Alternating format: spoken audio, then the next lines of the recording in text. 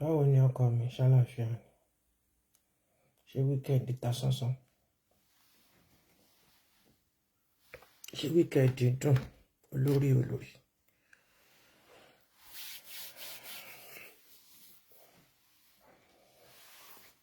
I welcome you all. God bless you as you join me. Thank you.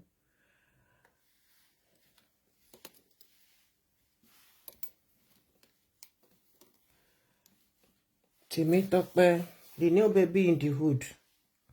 Good evening. Oti change orúkọ ẹ o. Àti welcome her completely into the family o. Tó bá gbé orúkọ tá sọ ẹ́ lọ́jọ́ súná. Àsanwó èso. Akọrin àwa yóò dúpẹ́. Àfi gbé wọnú bí ọlọ́mọ plenty o. Same to you. Hey, Oyilakimi, Akẹ́yìndé Gbẹ̀gbọ́n. How is you, my love? Lovely weekend to you, Okomi. How is our son doing? I love you too, my darling. Heartbeat for you, heartbeat for you. Boom, boom, boom, boom, boom, boom, boom, boom, boom, boom, boom, boom, boom, boom. Ìyá nìyẹn. Ìyá nìyẹn. Òun nìkan ló ń jẹ́ Yétúndé, òun ti lọ tún dá Kẹ́hìndé Gbẹ̀gbọ́n. Ìyá nìyẹn. I love you with the love of Christ. Lovely weekend, my plenteous family. I welcome you all to tonight's update. Wọ́n ní tí ojú bá ṣe pin tá bá yọ ká fi hàn ojú ò ní mọ̀ pé ohun tóun ṣe fún body you know good. Ó kàn máa sọ body lórúkọ tí ò dáa ni. Kàn lè rò pé gbogbo body ni kò ta sánsán. Ẹ wọ ọmọ. Ẹ wọ ọmọ, ṣé mi ò jiná? Ṣé mi ò mú nọ́mbà ní wíkẹ́ndì yìí? Ẹ jọ̀ọ́ torí Ọlọ́run. Ṣé mo ò mú nọ́mbà? Ṣọ́mọ òmú nọ́mbà ní wíkẹ́ndì yìí ó yá ẹ̀yin bọ̀bọ́ mi ẹ gbórí wọlé ẹ̀yin ọmọ alálùbáríkà ẹ̀yin màámi ẹ̀yin àǹtí mi ẹ̀yin sisters ẹ̀yin bros mi ẹ̀yin uncle ẹ̀yin aunts yàtọ̀ sí aunt tó wà nílẹ̀ ẹ̀yin wonderful aunts ẹ̀yin momas ẹ̀yin mamalets. Good evening, lovely weekend to each and every one of you. Sister Mitimo Nikona, God bless you as you come in. Help me share and invite your friends, family. I love you too. Aside that love, and like. Help me love, like, and share this in Big Buburu Oloyin. Sherry, nobody determines what I do on my page as long as it's not something that is hidden to the whole wide world. The only difference is I will come out here to say the truth and nothing but the truth. Okay? Enough of the rubbish going on in Celestial Fold. Enough of it. Tó bá ń pè yàn ní àbí fún rai. Ó yẹ kó yàn máa kó fún yẹn kúrò nílẹ̀ kéèyàn lọ kó sínú ṣáláńgá àbí kó kó sínú kinní kan ṣá kó kó sínú apẹ kó gbé kaná kó bẹ̀rẹ̀ sí ní yan bóyá jọ kan ṣá bóyá àgbẹ̀ bóyá jiná. You can blackmail a lot of people but you can't blackmail me. You can silence people but you can't silence me. No way. Why? Because iṣẹ́ tá yàn mí sí ni mò ń ṣe. Yeah. This is my own calling. My calling, my pain, my gain in Christ Jesus. For I have traded all my sorrow and sadness in this calling. And the glory of Jehovah Almighty is upon me, upon my ministry, and every single person that loves me and appreciate my ministry and support my ministry in word, thought, and deed. Thank you for loving me against all odds. Thank you for loving me and loving my flaws. Because nobody is perfect. I'm not perfect. I remain your one and only Oluwatoyin Obatula Darlington, aka Olomo Plenty, Lady Evangelist that has no frontier. Gbasgbos gbórí wọlé kó gba hammer. Èmi fúnra mi ẹyẹ bàgẹ̀ bàgẹ̀ ìyáláyà gbogbo wọn. Àìtẹ́yíká la fọwọ́ bò. Tó bá dàgbà débẹ̀ téyín ẹ bá kátà wá ní fẹ̀yìn ẹ kátàfúrú àgbà ló ń jẹ́ bẹ́ẹ̀. Ìwà ìbàjẹ́ pọ̀. Adójútì ni dẹ̀ ni wọ́n tòótọ́ ìyá mi. A dáa fún ẹ, kò ní dànù, kò ní yẹ ẹlẹ́ fún ẹ. Ó máa yẹ ẹ ni torí yíyẹ ló ń yẹ ẹyẹlé, rírọ̀ ló ń ràdàbà lọ́rùn. Gbogbo ẹ̀yin tẹ́ bá jẹ́ tèmi, tẹ́ wá sórí péjì mi, ó máa dáa fún yín ni kò ní dànù. Ẹ̀rí bá ti ṣe ẹ̀rọ náà gbégbà. Ojú òní ti akóbá ni òní kóbá yín. Ẹni títí ẹ ti jóná títí wọ́n ti rún gégé.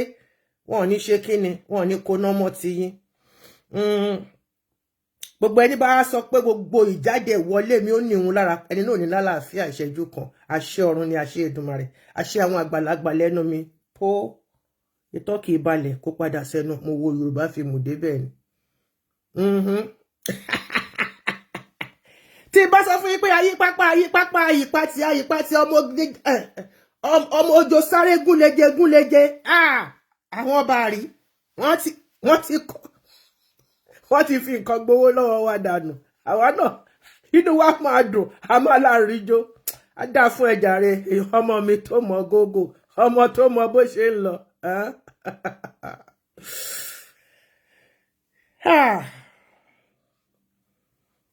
Bó ti wù kí ahọ́n kó gùn tó kó tóbi tó kò lè yọpin lójú. Àfijọ́ tẹ bá try ẹ̀ tẹ bá rí ṣe. Èdì dìbàrà ẹ̀ fún ìmọ́jọ́ kó má yọ. Èdì mórùn kó má ràn.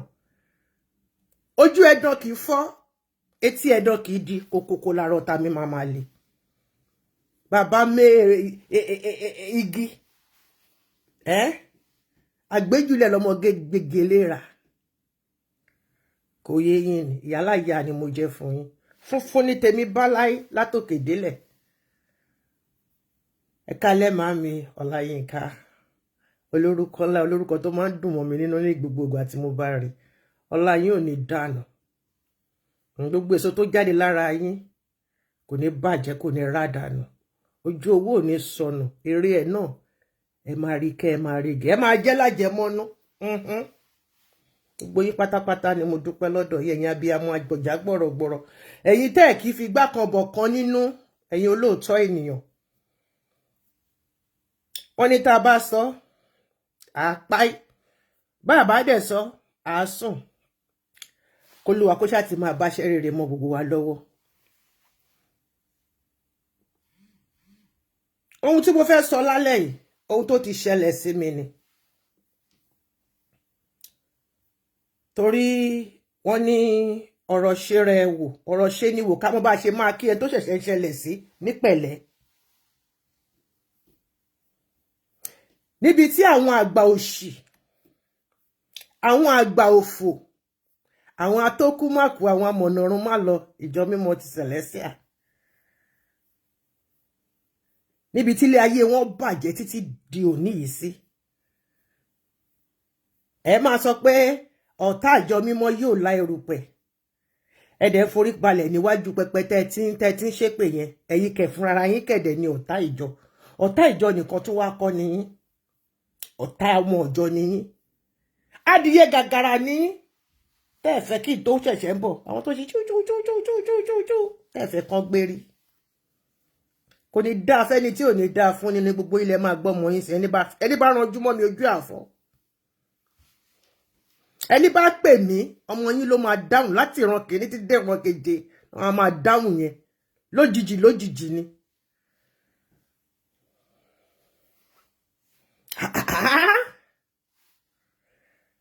Nígbà téèyàn kú, níbi tẹ́ ẹ gbé ṣòṣì orí burúkú dé, ẹni yìí lè má jara yín. Ó jẹ́ pé kò bá yín jẹ, kò bá yín mu, kò bá yín tọwọ́ bọṣẹ́ orí burúkú tẹ́ ẹ ṣe. I don't want to know if it's a landlord shepherd or a transfer shepherd.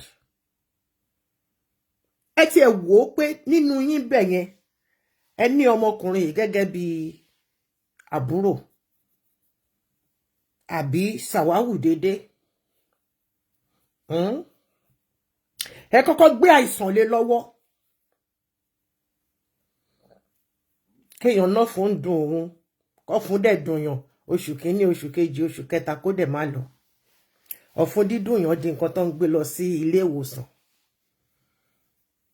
oníkálùkù á jẹṣẹ́ ọwọ́ ẹ̀ lágbára Ọlọ́run gbogbo kò sẹ́ni tó ṣe nǹkan burúkú tí ò jẹ́ pé láyé yìí báyìí ló ti máa jẹrà lọ tó fi máa dọ̀rùn a kàn ń parọ́ tọra wa ni pé ó dìgbà téèyàn bá kú kéèyàn tó wo the evil that men do lives with them constantly and every second. Ẹ jẹ́ kí n fi ọ̀gbẹ́ni wa ọ̀gá ológun ayé àtijọ́ ẹ jẹ́ kí n fi ṣe escandal fún wa Babangida pẹ̀lú gbogbo owó tó ní lọ́wọ́ ojú ti owó ojú tẹni tó kówó pamọ́ pẹ̀lú gbogbo àwọn tó ti pa sẹ́yìn gbogbo àwọn tó ti jìn lẹ́sẹ̀ gbogbo àwọn tó ti sọlé ayé wọn di rádaràda yes he did confess torí pé kí ni a ti ṣílẹ̀kùn lé ìyá ẹ̀ sílẹ̀ ó ti rí wáàsí ni mò ń ṣe fẹ́yìn ti ṣẹlẹ̀ o ìwàásù ni mò ń ṣe fún yín o mo ti wọnú ọ̀rọ̀ lọ proper o bó ṣe gbé fún mi báwọn áńgẹ́lì mi ṣe gbé wálé ni mo ṣe ń gbé kó ní kálukú máa mú tiẹ̀.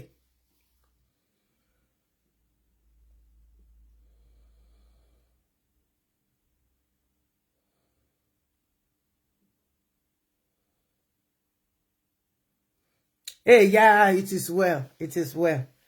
It is well. Don't worry. Don't worry. Ọjọ́ tí bá ti rí tó bá ti jẹ́ normal orúkọ, àwakọ̀, àwa yóò dúpẹ́ gbogbo ní kálukú asanwó èso. God bless you, my love. Ẹ wo Babangida. Ó ní abẹ́rẹ́ tó ń lò kó tó sùn. Ó ní ìtó máa gùn kó tó lè jí. Ó ní ọwọ́ méjèèjì kò ṣeé lò. Ó ní ẹsẹ̀ méjèèjì kò ṣe fi rìn wọ́n ló tiẹ̀ tí ń dìde dúró tó bá bí ìyá ẹ̀ rè kó mú fún àníjì níbi tó bá dúró sí. Àbẹ́ẹ̀rí pójú tó lówó tó kọ́lé tílẹ̀ ṣẹ́kù. Ojú tí mi lọ ní ẹ̀ tó jẹ́ pé inú yàrá kan báyìí ló lè sùn sí. Not after them anymore, my darling. The evil that men do lives with them constantly on every second of the day. Mo fi togagun. Sherry, I don't jealous people. You, when you want to jealous something that is good. Ma jealous ẹni tó lówó. Toro o mọ ẹ̀jẹ̀ tó ta sílẹ̀ kó tó débẹ̀. Ta ló ẹ wo ye àwọn èèyàn tí Babangida sọ pé òun ba ye wọn jẹ́. Ó wá make sure pé gbogbo àwọn táwọn di ṣe lòun kó wọn along. Òun fọwọ́ òun láyé ṣùgbọ́n igi tó máa fi sún inú ibi tó ń lọ ibi tó ti máa jẹ ìyẹ́ wọ́n ṣẹ̀ṣẹ̀ manufacture àwọn iron tó máa fi sún wọ́n ṣẹ̀ṣẹ̀ iron ẹ̀ wọ́n ṣẹ̀ṣẹ̀ mú òdì ẹ̀ lọ́wọ́ ni pẹ̀lú gbogbo millions tó ní kò lè dédé sọ pé ẹran yìí ló wù mí nínú àwo kó fi sẹ́nu lọ́kàn máa nàka sí báyìí ni kò lè rìn fílẹ̀ nínú the big mansion he has. Ó mà ṣe o tó bá yẹ pé mi àti tó bá yẹ pé a máa rántí àwọn orin tí àwọn olórin máa ń kọ tó jẹ́ pé wọ́n máa fi ń pòwe ọ̀rọ̀ Olúwa ẹ̀dẹ̀ yé ẹ̀dẹ̀ lọ́rọ̀ Olúwa ọ̀rọ̀ Olúwa ẹ̀dẹ̀ yé ẹ̀dẹ̀ lọ́rọ̀ Olúwa. Bí rere ló bá mọ̀ pàdí mi máa ṣe tó bá sì jẹ́ ìkà ó lè múra sí o ọ̀rọ̀ Olúwa ẹ̀dẹ̀ yé ẹ̀dẹ̀ lọ́rọ̀ Olúwa ọ̀rọ̀ Olúwa ẹ̀dẹ̀ yé ẹ̀dẹ̀ lọ́rọ̀ Olúwa. Babangida nìkan kan ló bá yẹ jẹ́ àwọn dádì wa ọmọ olówó òdùrú ọmọ ajífẹ́gbé ṣeré àwí ìmẹ́nu kúrò nítòwú àwọn náà ṣe díẹ̀ ńbẹ̀ akẹ́ranjẹ wọn ṣe díẹ̀ lólè official age wọn ni wọ́n ń gbé jáde real age wọn they are over 90 wọ́n láwọn ṣe 88 ògo fọ́lọ́run lókè ọ̀rọ̀ gbogbo ọdún tí àwọn náà lò lórí ipò kí ni nǹkan tí wọ́n ṣe yá wọ́n lówó wọ́n lọ́lá wọ́n níyì wọ́n lókìkí gbogbo èèyàn ló mọ̀ wọ́n káàkiri ṣùgbọ́n àtúbọ̀tán yìí ńkọ́ àtúbọ̀tán yìí ńkọ́ àtúbọ̀tán ẹ̀yin ilẹ̀kùn àtúbọ̀tán tí ń dúró díẹ̀ kì í ṣe gbogbo nǹkan tó bá ṣe láàrin èèyàn during the day àtúbọ̀tán ẹ alalẹ́ ló máa wá bẹ lórí bẹ́ẹ̀dì lẹ́jọ́ máa pò ó ẹ̀san ògbóògùn ọlọ́run ò bímọ ṣùgbọ́n bí kankan ẹyọ kanṣo yẹn náà òun lẹ̀san ẹ̀san ògbóògùn ogun láyé ìbọn òràn kóníkálùkù máa mú tiẹ̀ nínú ọ̀rọ̀ bó ṣe wá ni mo ṣe ń sọ lálẹ́ yìí o.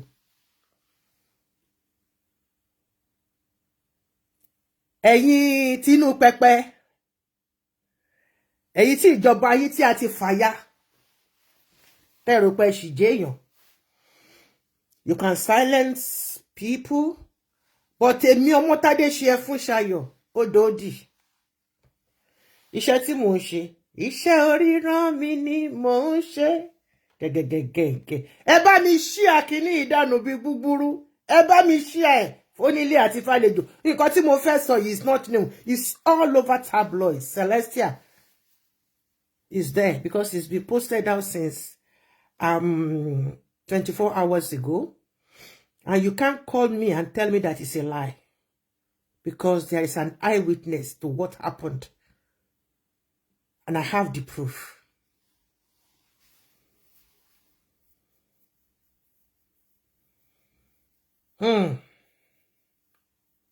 Àtúbọ̀tán gbogbo ẹ̀yin oníṣẹ́ bí ò lè dá pàápàá jùlọ èyí tẹ́ pera yín lọ́mọ Ọ̀ṣọ́fà ó lè máa dùn ó lè máa dán fún yín lójú gbogbo àwọn idiots àwọn tí wọn mọ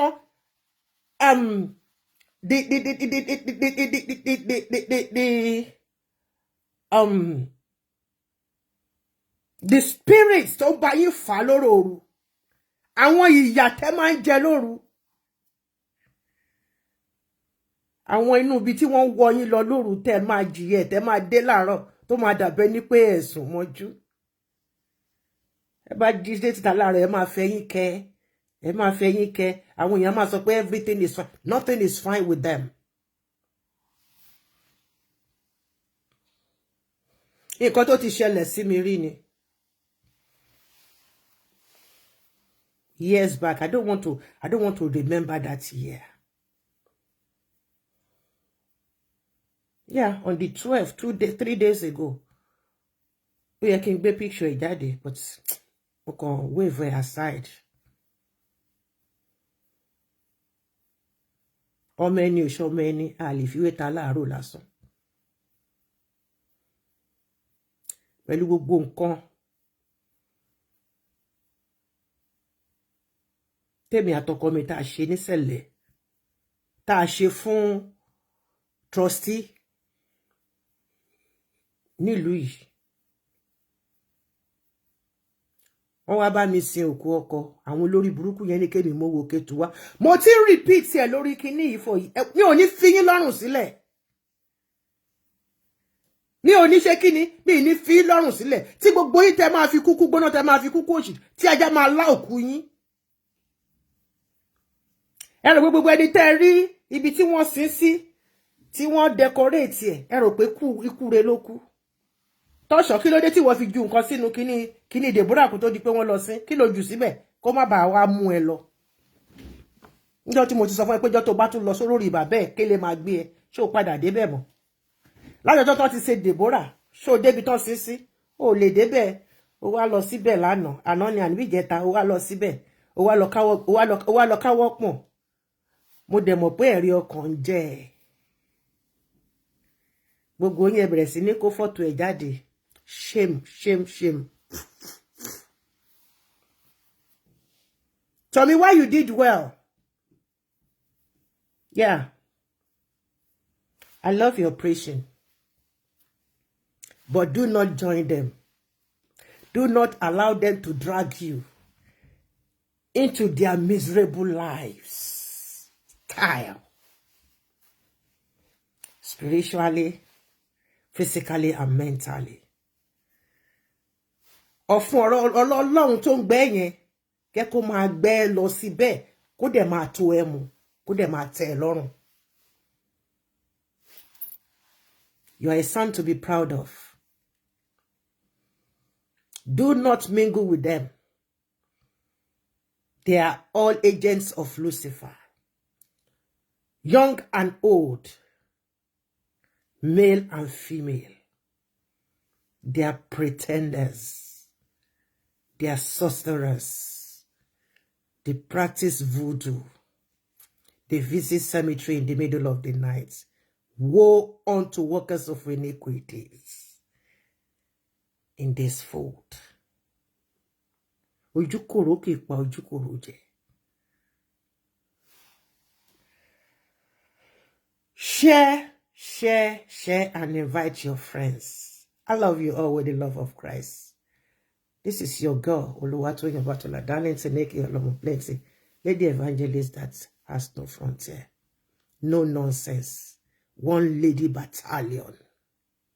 Ọmọ kan bí 1 million. Ẹni bá rí mi rú mi nínú ẹbí ẹ ó ti ṣoríire. Ṣùgbọ́n ní bá ko òun fẹ́ rú mi gbogbo àwọn nǹkan tẹ́ bá ní pátápátá ló máa ṣègbè. Wọ́n máa yòrò dànù ní bí alọ́mùtájú sínú omi gbóná. Àṣẹ ọ̀run ni. Ó bá kó yí padà. The time is 8:35 Central European Time. Good evening.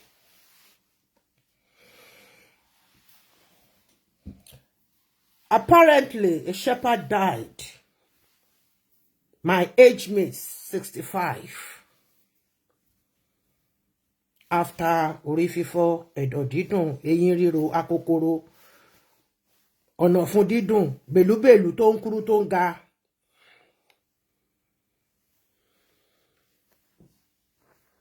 Wọ́n wá fẹ́ sin.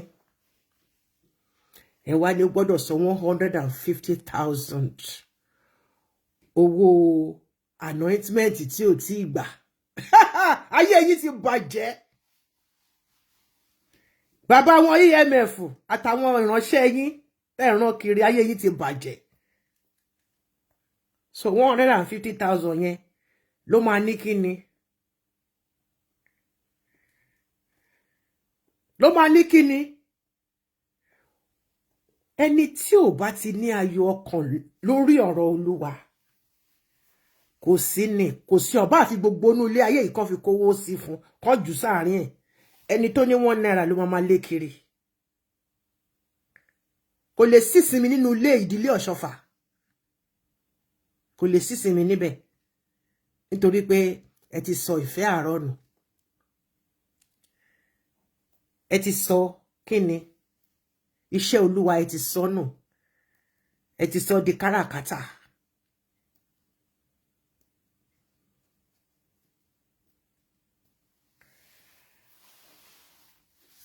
The caption reads, shepherds demand 150,000 naira at burial. Prevent family from taking pictures. Today is 15 and it happened yesterday. The article came out yesterday, 14th of March, 2025. I read. The burial of Superior Evangelist Okpaje Kayode Samson Adetunji, KSA. Yeah, Kayode Samson Adetunji means KSA. Was nothing short of a dramatic situation. The family of the departed soul found themselves facing a challenge of control from the shepherds under the Akinwumi Igbesa of Aton, Ogun State. You know the reason why this concerns me? Because it's part of my father's territory. Igbesa is part of Awori. Go and ask very well. Igbesa. Awori la mi so libe ọmọ bàbá mi náà wà. These shepherds, the so-called shepherds that went there, boldly demanded that the family must settle some bills before their father could be laid to rest. The departed soul, who was the shepherd of CCC Anu Oluwapo Parish, Akinwumi Igbesa, Ogun State, experienced some delay in his father's burial procession. Ṣùgbọ́n nígbà tí ọmọ tí yín Deborah RIP tó kú Odidi ọ̀sẹ̀ kan lẹ fi wéèsì owó sẹ̀lẹ̀. Bẹ́ẹ̀ ṣe fọ́nfẹ̀, lẹ ṣe balloon night, lẹ ṣe tí ò ṣe kinní kan. Nítorí pé ó jẹ́ kíni?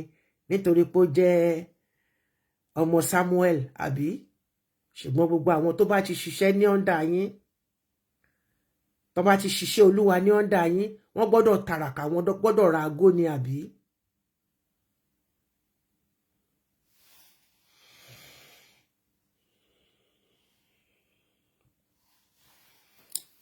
In the church, in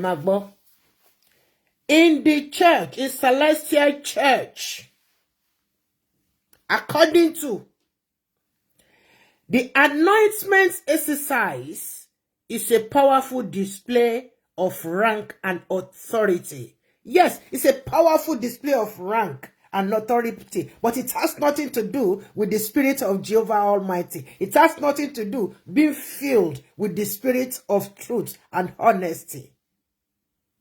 Spirit of meekness, Spirit of kindness, Spirit of peace, Spirit of love is far from it, but it is filled with pomposity.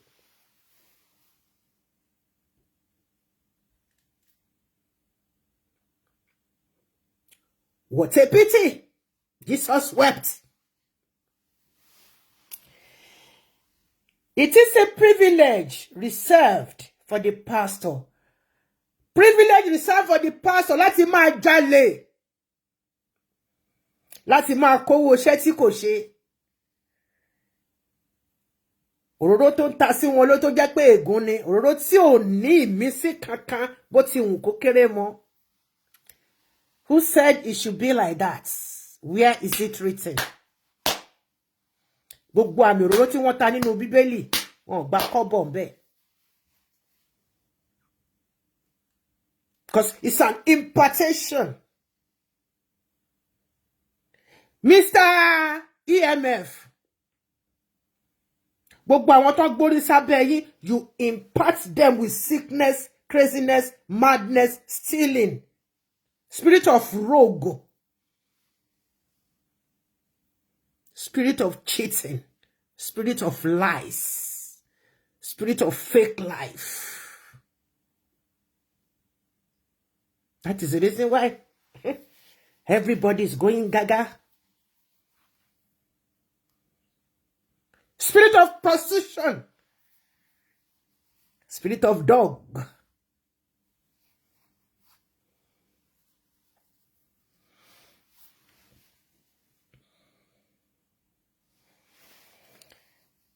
The pastor who has the authority to promote and demote member as they see fit.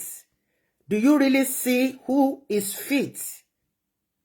I'm not talking of physical now. I'm talking in spirit. Do you really know who is fit to be elevated and not? Because you yourself, you are an empty barrel. Sir. With due respect and kiss. You are an empty barrel, sir.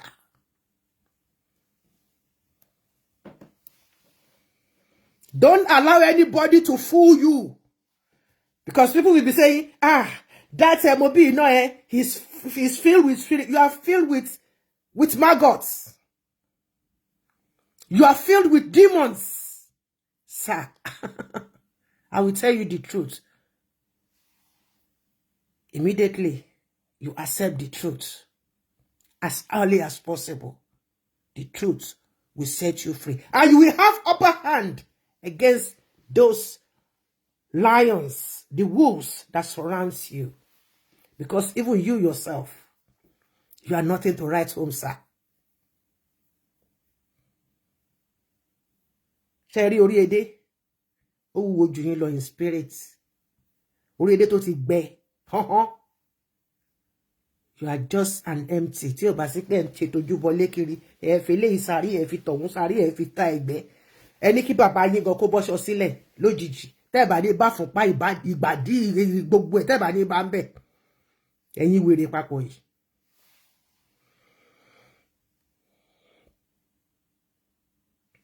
However, It is ultimately up to each individual to decide if and when they are ready to undergo the anointment process. Ẹ wá sọ́dọ̀ mi. Ẹ wá tí n bá fún ẹ ní hug lásán, your spirit will be lifted. I don't shake. But tí n bá fún ẹ ní hug lásán, ìwọ gan wá mọ̀ pé mo impart something positive sínú ilé ayé. Nonsense. Ṣé ní jẹ́ pé wọ́n ti tọ́ṣọ̀ ti fà gbẹ́ bó ṣe wà yẹn, orí ni bàbá yín nìkan kù. Ẹ jẹ́ tí a lọ bẹ̀rẹ̀ sí ní ra ẹ̀jẹ̀ lọ hospital. Orí nìkan ló kù o. Tọ́ṣọ̀ ti fà gbẹ́, ikùn tí ẹ̀ wá ń gùn síwájú, bàbá yín wá ń kù ọrùn nìkan, ojú ẹ̀ wá ń ṣe kolokolo nínú ibi tọ́lọ́run fi sí. Ó tọrọ bí ìsọkúsọ ni. Ẹ má kọ́rọ̀ mi dàbí kíní. Ẹ tètè yá fura. Ẹ fura o, ẹ fura o. Ẹ fura o, ẹ fura. Ẹ̀yin ọmọdé wọ̀nyí ẹ fura. Bàrí ló sọ ló kọrin. Bó bá jẹ́ ṣàjẹ́ ló láyé, ẹ jẹ́ ká jọ ẹ fura o. Àbí mo ti mix orin papọ̀. Ẹ ṣá fura. The burial of Superior Evangelist Opaje Kayode Samson Adetoji KSA on the 14th of March. Today is 15th, 2025 at Akinwumi Igbesa, Ogun State, turned into a heated debate. Bó ṣe wá ṣe pẹ̀lú mi nìyẹn wá tán sọ pé wọ́n bá mi sin ọkọ mi. Kì í ṣe pé ọjọ́ tó wá sí gangan nìyẹn, ọjọ́ tó wá ṣe song, alẹ́ tó wá ṣe songs of service fún. Ná bá ń lọ, àwọn dàgìnì dọ̀rọ̀ mẹ́rin ná bá wá bá mi. Hallelujah ìyá wa mo ní hallelujah o. Àwọn fẹ́ rí ni mo ṣe bọ́rọ̀ alálàáfíà náà fẹ́ sọ. Àwọn tí ń lọ, mo ní ẹ ṣe sà, mo ti ẹ̀tún sì ń kí wọn. Èmi tó yẹ pé gbogbo ọjọ́ yẹn gangan la dé. Gbogbo orí mi, gbogbo system mi sì ṣe kinní. Bá ṣe ń bọ̀ láti airport wí pala lọ síbẹ̀. Àwọn tí ń lọ mo lè ṣe sà, mo ti ẹ̀ ṣe bọ́n ṣe bá mi sọ̀rọ̀ kan ni. Nǹkan tó kù sí ni pé àwọn fẹ́ gba owó Kétu. Bí ẹni pé orí mi kọ́kọ́ fò lọ bí ẹni pé mi kọ́kọ́ gbọ́ nǹkan tí wọ́n sọ. Mo ní kí lẹ wí.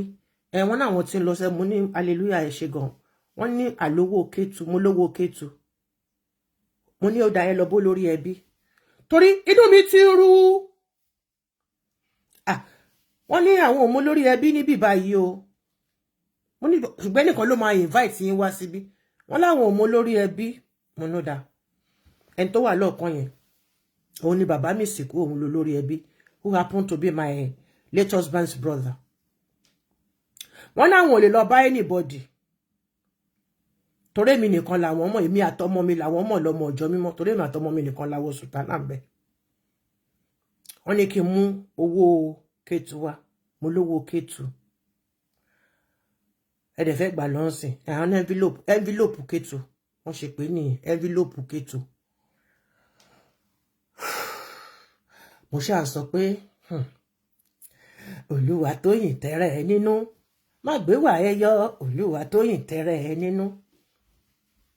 Mo ní ṣé bàbá mo bí iná ló ní kí gba owó Kétu wá.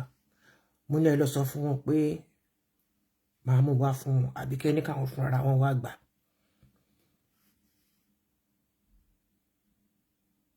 Olújọ mi mọ́ ń gbọ́, torí wọ́n rí pé ojú mi ti yín rọ̀ dé báyìí.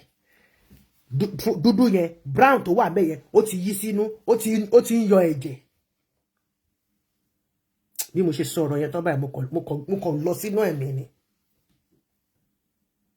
Àwọn náà sọ fún wọn pé wọ́n tù mí. Torí bóyá nǹkan tí mi bá sọ ń bẹ̀ lọ́jọ́ yẹn, bóyá àbá má ṣe kó. Títí di bá a ṣe ń sọ yìí, bàbá yín Ọlọ́run àgé.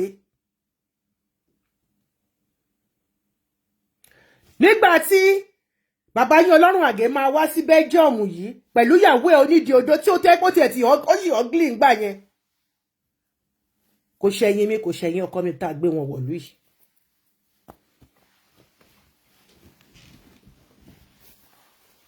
So ká lè mọ̀ pé mo mọ nǹkan tí mò ń ṣe. Ọlọ́run dẹ̀ mọ̀ kó tó gbéṣẹ́ ìránṣẹ́ yìí lé mi lọ́wọ́. Òun náà tún ṣe fẹ́ lómi yìí, wọ́n ní wọn ò gbọ́dọ̀ sin wọn. Ṣèbọn tí ẹ bá mi ṣe songs of service. kó tó máa béèrè owó kó jẹ́ kí tèpé bóyá kọ́kọ́ béèrè owó. Èèyàn mi, you are welcome, sir. I cite you. Ẹ wá bá mi ṣe sons of service fún ẹni tí mo gbé wá láti diaspora wá sí Nàìjíríà wá sí ẹni kí envelope ketu wá. Èmi nìkan lẹ́yìn dẹ̀ dámọ̀ tó èmi nìkan ni mo farajọ yìí, èmi nìkan ni mo wọ sùtánà, èmi àtọmọ tí mo mú dání.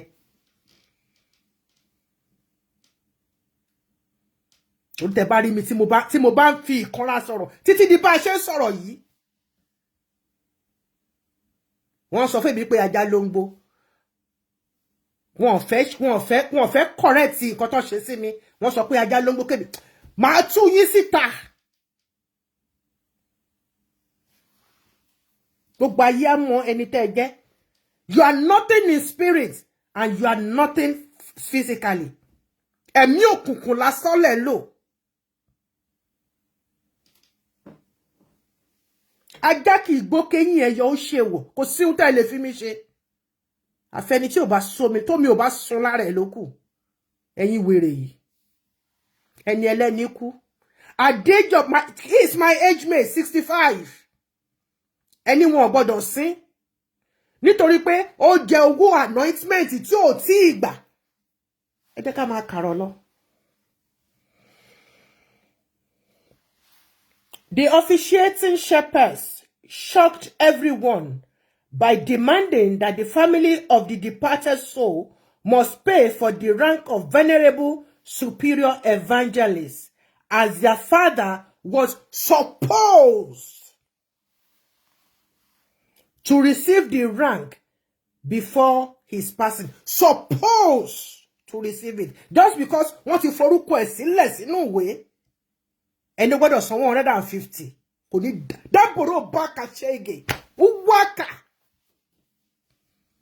Ara ló máa san gbogbo yín àtẹ̀yìn àti bàbá yín olóróró, àtẹ̀yìn tẹ̀lé lọ lẹ́yìn, àtẹ̀yìn tẹ̀ lọ síbẹ̀ tẹ̀ kọ́kọ́. Ara ló máa san gbogbo yín pa. Àṣẹ ní àṣẹ Èdùmàrè.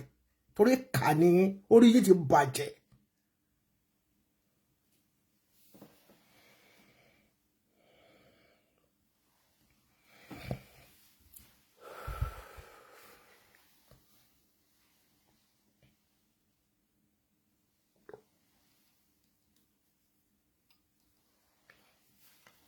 In an attempt to correct the narrative from those who attended the burial procession, the shepherds engaged them in a debate that the late shepherd ought to have been ordained, as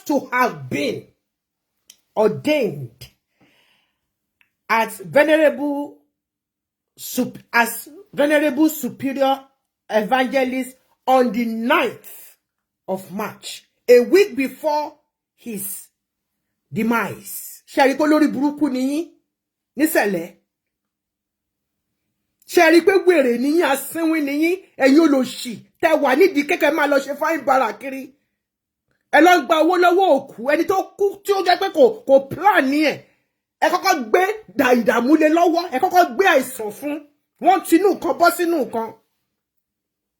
Gbogbo yín pátápátá lẹ máa kú fún oró láṣẹ Èdùmàrè. Gbogbo yín pátápátá ẹ̀ ní kúkú àlàáfíà.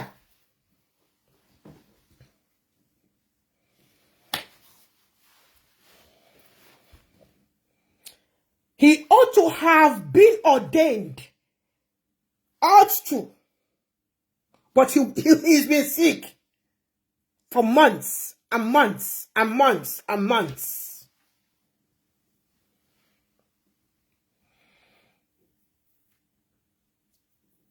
As Venerable Superior Evangelist on the 9th March 2025, according to planned. But since he's late now, the family must pay for the rank during the tense arguments. My God. My God, Jehovah Almighty.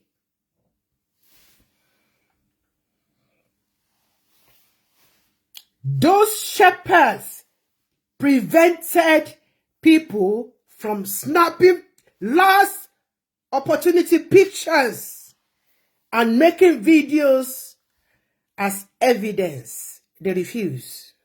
Bá mi rú mi pàdé ńbẹ̀ ni. Wallahi tallahi small be lie le azim.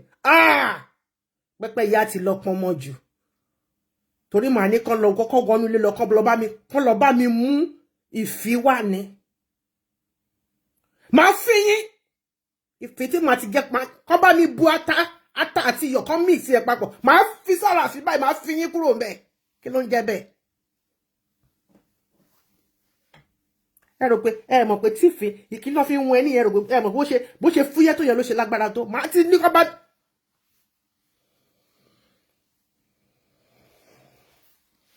Can you people believe this? That is the church we are protecting. That is the denomination we are protecting. Amúnibú ni lẹ́ran ìbíyẹ́ fọ́ lójú ọ̀tún ẹran ẹ̀fọ́ nítòsí. Tó bá yá ẹ sọ pé pásítọ̀ ò mọ̀ sí. Ṣèbẹ́ gbọ́ ṣèbóun náà lẹ ti gbọ́ yẹn. Òun ló lówó yẹn. Owó ẹ̀ ni common 150,000 naira. Owó tí ò táwọn tèmi fi ṣe fàájì lórí ìjókòó. Rubbish. The family still grieving the loss of their father. Couldn't believe the audacity of those shepherds. Ṣẹ̀rí ẹ̀yin, ṣe tó bá rán yàn ní ṣẹ́rú ó máa ń fi tọmọ jẹ. Èyí tó máa ń ní kẹ́ lọ gba gbèsè wá ní wá download nǹkan ṣeré báyìí o. Mo download app tí máa fi ṣe meditation ni o. Tágo bá ti lu gérégé báyìí ó máa zoom up ni mo dẹ̀ ti try gbogbo Bible tó wà lórí ibi kiri mi mo ti delete. Ẹ ṣàánú mi báwo mo ṣe máa yọ kúrò.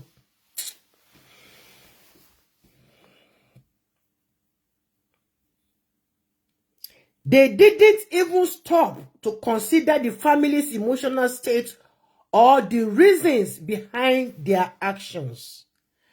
After some intense arguments, the family reluctantly agreed to the shepherd's demands, bringing the burial procession to a halt. Bọ́lá ṣe máa dálé ayé yín dúró nìyẹn. Láṣẹ Ìdùmarè. Gbogbo ohun tó mí àtohun tí ò mí nílé yín, èyí tí wọ́n rán lọ pé kẹ́ lọ gba gbèsè wá yẹn, tẹ́ ẹ̀ dẹ̀ lọ síbẹ̀. Tẹ́ ẹ̀ wá jẹ́ kí ẹni ẹlẹ́ni tó kúkú àìtọ́jọ́. Well, ọjọ́ náà ti pé ni níwájú Olúwa, ṣùgbọ́n nítọ̀wá àwọn ọmọ ènìyàn ikú àìtọ́jọ́ ni ọmọ 65, my age mate.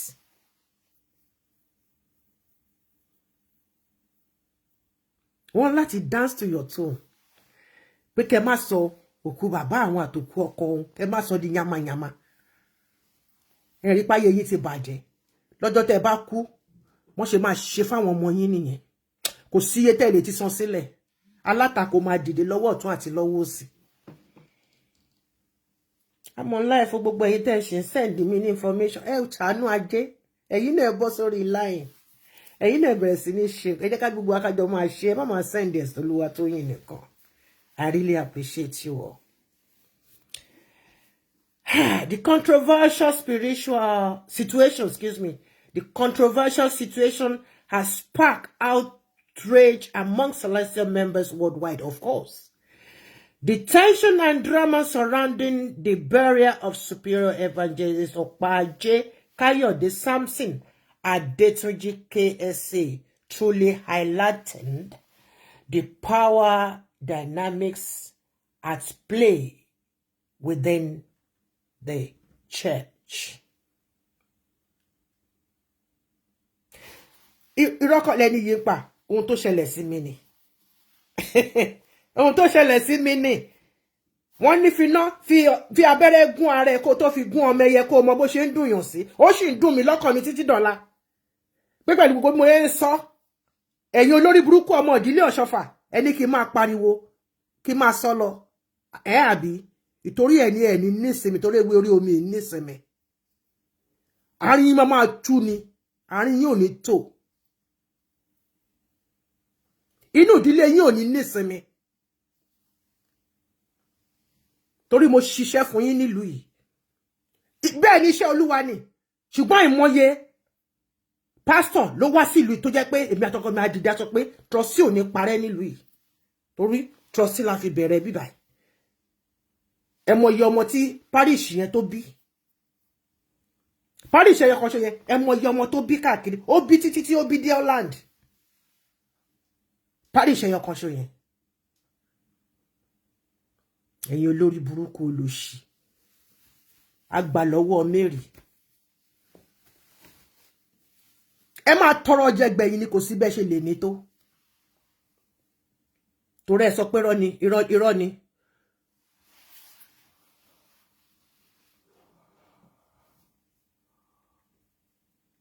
ẹni tó wà ńbẹ̀ mo ṣe máa pé ẹnìkan tó kọ́mẹ̀ntì sí abẹ́ kíní yìí tó ṣẹlẹ̀ tí ń bí tán tí ń argue. I have one comment here. The person says, yes, sir. I was at the burial ceremony. I wish I recorded it as a proof. It was so disgusting.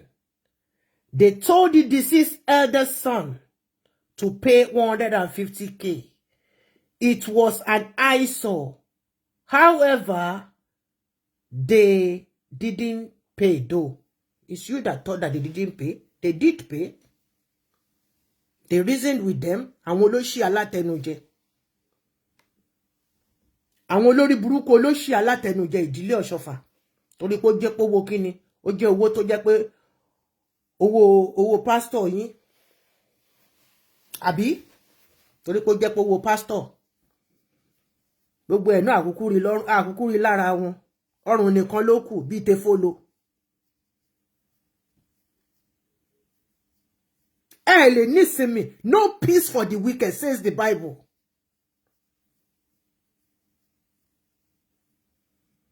Kò síbi tí ṣe ò sí. Ṣùgbọ́n ṣe rí tí ẹ̀yin ọmọ ṣẹlẹ̀ yìí.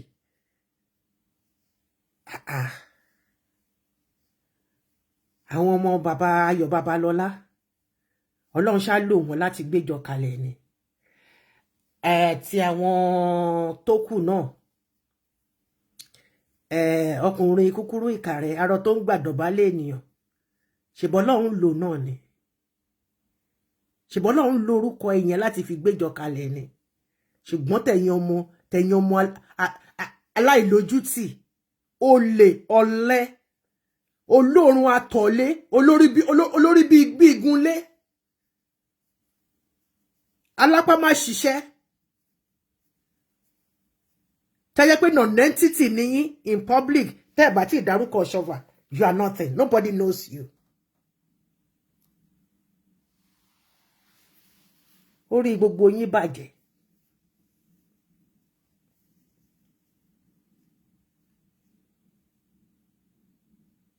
Gbogbo ìgbésẹ̀ tẹ́ gbé pátápátá gbogbo ẹ̀ ni mo mọ̀. But I'm not here to discuss that. Ṣé ó yé yín? Gbogbo ìgbésẹ̀ tẹ́ gbé láti tẹ gbogbo nǹkan, láti tẹ gbogbo nǹkan kan tí mo sọ lálẹ́ láti tẹ̀rí gbogbo ẹ̀ pátápátá ni mo mọ̀. Ṣùgbọ́n ẹnìkan ipò òun agogo lẹ́nu.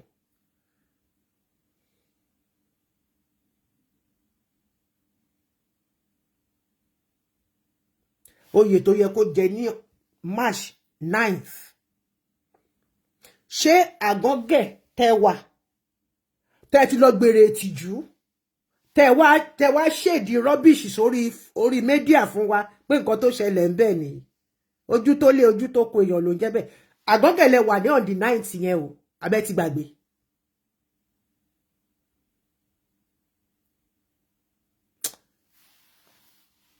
Ẹ wá ní kọ́ máa sin òkú olókùú bó yẹ kó ti gba oyè tó yẹ kó gbà ní on the 9th.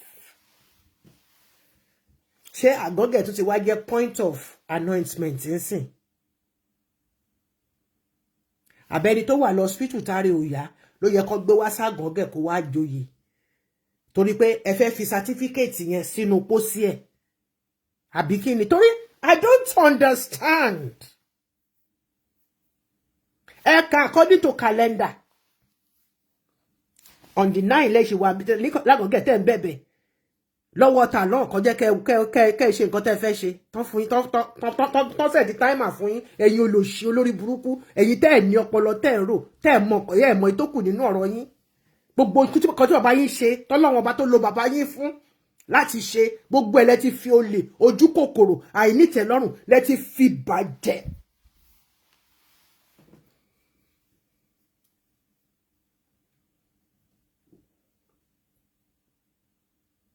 ẹ̀yin tẹ́ ẹ lọ síbẹ̀ ó yẹ kó lagi mọ́ yín lórí ni ó yẹ kó lagi mọ́ yín lórí. Ọlọ́run á jẹ́ kó pè mí sí kí n wà ní tòsí ibì kan kó pè mí sí activity kan fẹ́ sìnkú ṣẹlẹ̀ kan kí n wá rí ẹ̀yin olórí burúkú kan kẹ́ wá má ti múra yín jáde kí n tó wèrè pé ní máa gbé sínú báàgì máa fẹ́ sí yín ni tẹ́ bá túnlé ayé yín wá ẹ̀ ní máa wá béèrè owó lọ́wọ́ òkú ẹ̀ ní máa wá béèrè ẹ̀tọ́. ṣọ́lọ́run gbowó atẹ́gùn tẹ́ mí sí mú ni tó bá rán yín níṣẹ́ ẹrú ẹ̀dẹ̀ fi tọmọdé gbogbo yín òde tí ẹ máa rò wípé mákànmákan lóye ń kàn oyè tó kan ráàwó máa kẹrẹ ẹ̀dẹ̀ lọ́jọ́ kan nǹkan tó ní kí n lọ ṣe yìí ṣó yẹ kí n lọ síbẹ̀ ṣá ṣùgbọ́n ẹ̀ lè ṣe kẹ́ ẹ má lọ torí pé wọ́n ti fìyà é pé pèlè jẹ́ yín fáì bàrà ẹ̀yin náà lọ síbẹ̀ ẹ fi ṣíbí gbẹ́rẹ̀ sí wọ́n á ṣe tékèwé fún yín ẹ gba tékèwé ẹ tún gbowó bọ́ọ̀sì yẹ pé ẹ máa lọ larí ẹ̀ mọ́ gbóni lágbára Ọlọ́run ẹ̀yin wèrè yìí.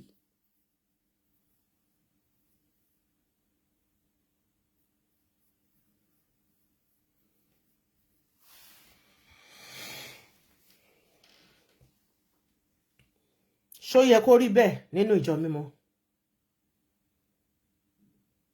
ẹ jọ̀ọ́ kí ni ṣẹlẹ̀ dà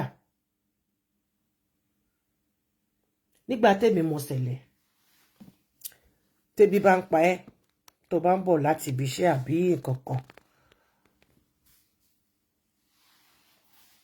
na kúlà dem go take ìyẹn náà dà kúlà yẹn ló máa kúlù wọn dọ̀rùn.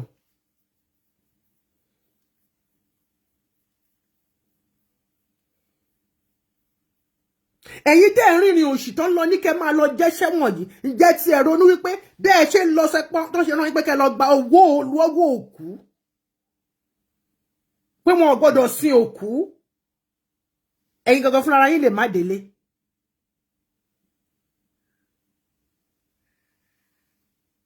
pọ́fẹ́tì kan ló ń fáìtì àwọn ṣẹ́pàdì orí burúkú ló ń fáìtì wọn àìmẹ̀tọ́ wọn nínú Olúwa.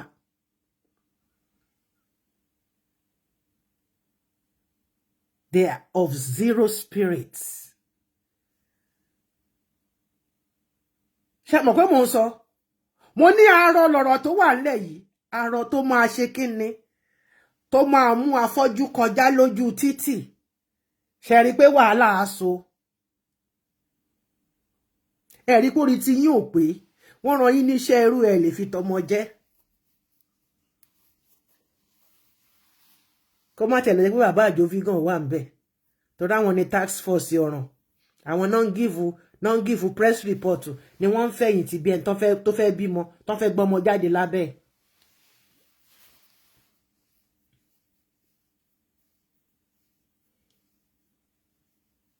Gbogbo wa ládágbádá kú ikú ò kì í ṣe fáàrí àwọn ọmọ tẹ́ lọ dà láàmú yẹn ẹ mọ nǹkan tí ẹlẹ́dàá wọn tó ń sọ sínú ilé ayé yín bẹ́ẹ̀ wẹ̀ nínú àgbo oògùn ó máa ṣe mọ́ yín lára tó tán bá rányàn níṣẹ́ ẹrú ó máa ń fi tọmọ jẹ ni. I rest my case.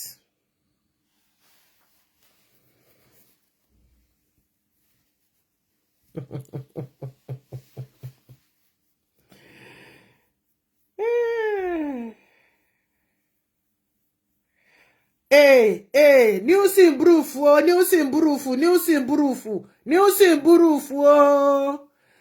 Though it's not yet confirmed, but once you land there sórí table mi ni as usual, mo ṣá rí bó ṣá sọ kalẹ̀ gbigbi. Mo ní kí n lọ wò ó dẹ̀ ti dèyàn mẹ́ta tó ti said the same thing sí mi. Wọ́n ní unconfirmed reports suggest reports sọ pé sọ kíní kan tó róyìnbó pọ̀ nínú kíní yìí.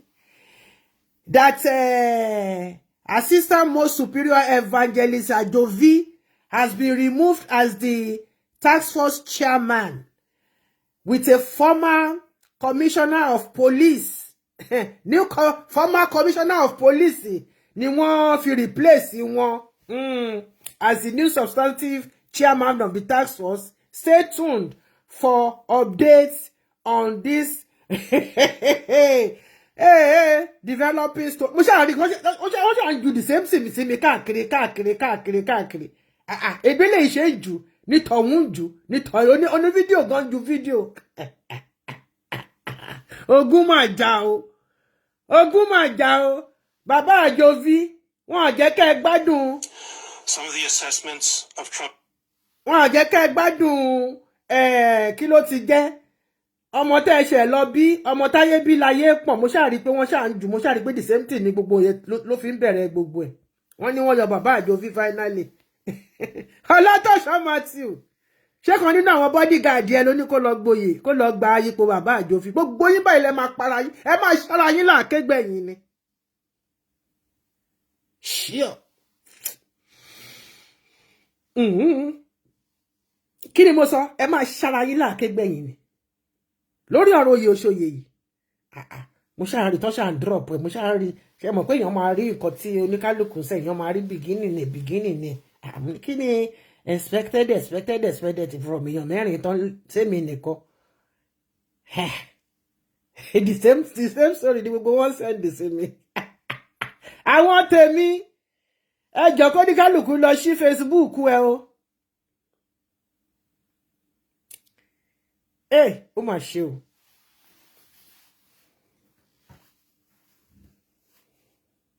Wọ́n ti tẹ orópọn bàbá Àjòfí àfìgbà tó tẹ̀ fọ́. Wọ́n ti tẹ orópọn boyfriend mi. Bàbá Àjòfí ẹjẹ́ àjọ sọ̀rọ̀. Mo rò para yín abalẹ̀ láti bá mi sọ̀rọ̀ nsìn. Ẹ̀yin láyé yín ṣíọ̀.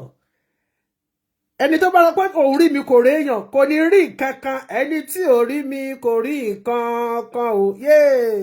Ẹni tí ò rí mi kò rí nǹkan kan. Ẹni tó ní báwo ni tèmi nínú ìjọ mímọ́ o. Wọn ò ní dẹ́ni náà mọ̀ láyé yìí títí láyé dé ọ̀run bẹ́ẹ̀ ni. Ẹ̀yin wèrè. Ayé yìí ti la bàskẹ́ṣì.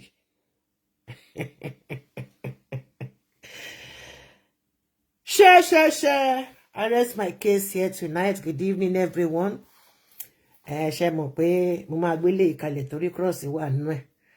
Màá lọ gbọ́n red wine sórí pé wọ́n àgbàtọ̀ wọ́n tẹ hórópọn bọ̀dá mi wọ́n tẹ fọ́pọ̀.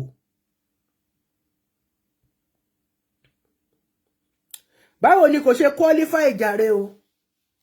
Ó yá jẹ́ ká bẹ̀rẹ̀ sí ní debate 15 minutes debate.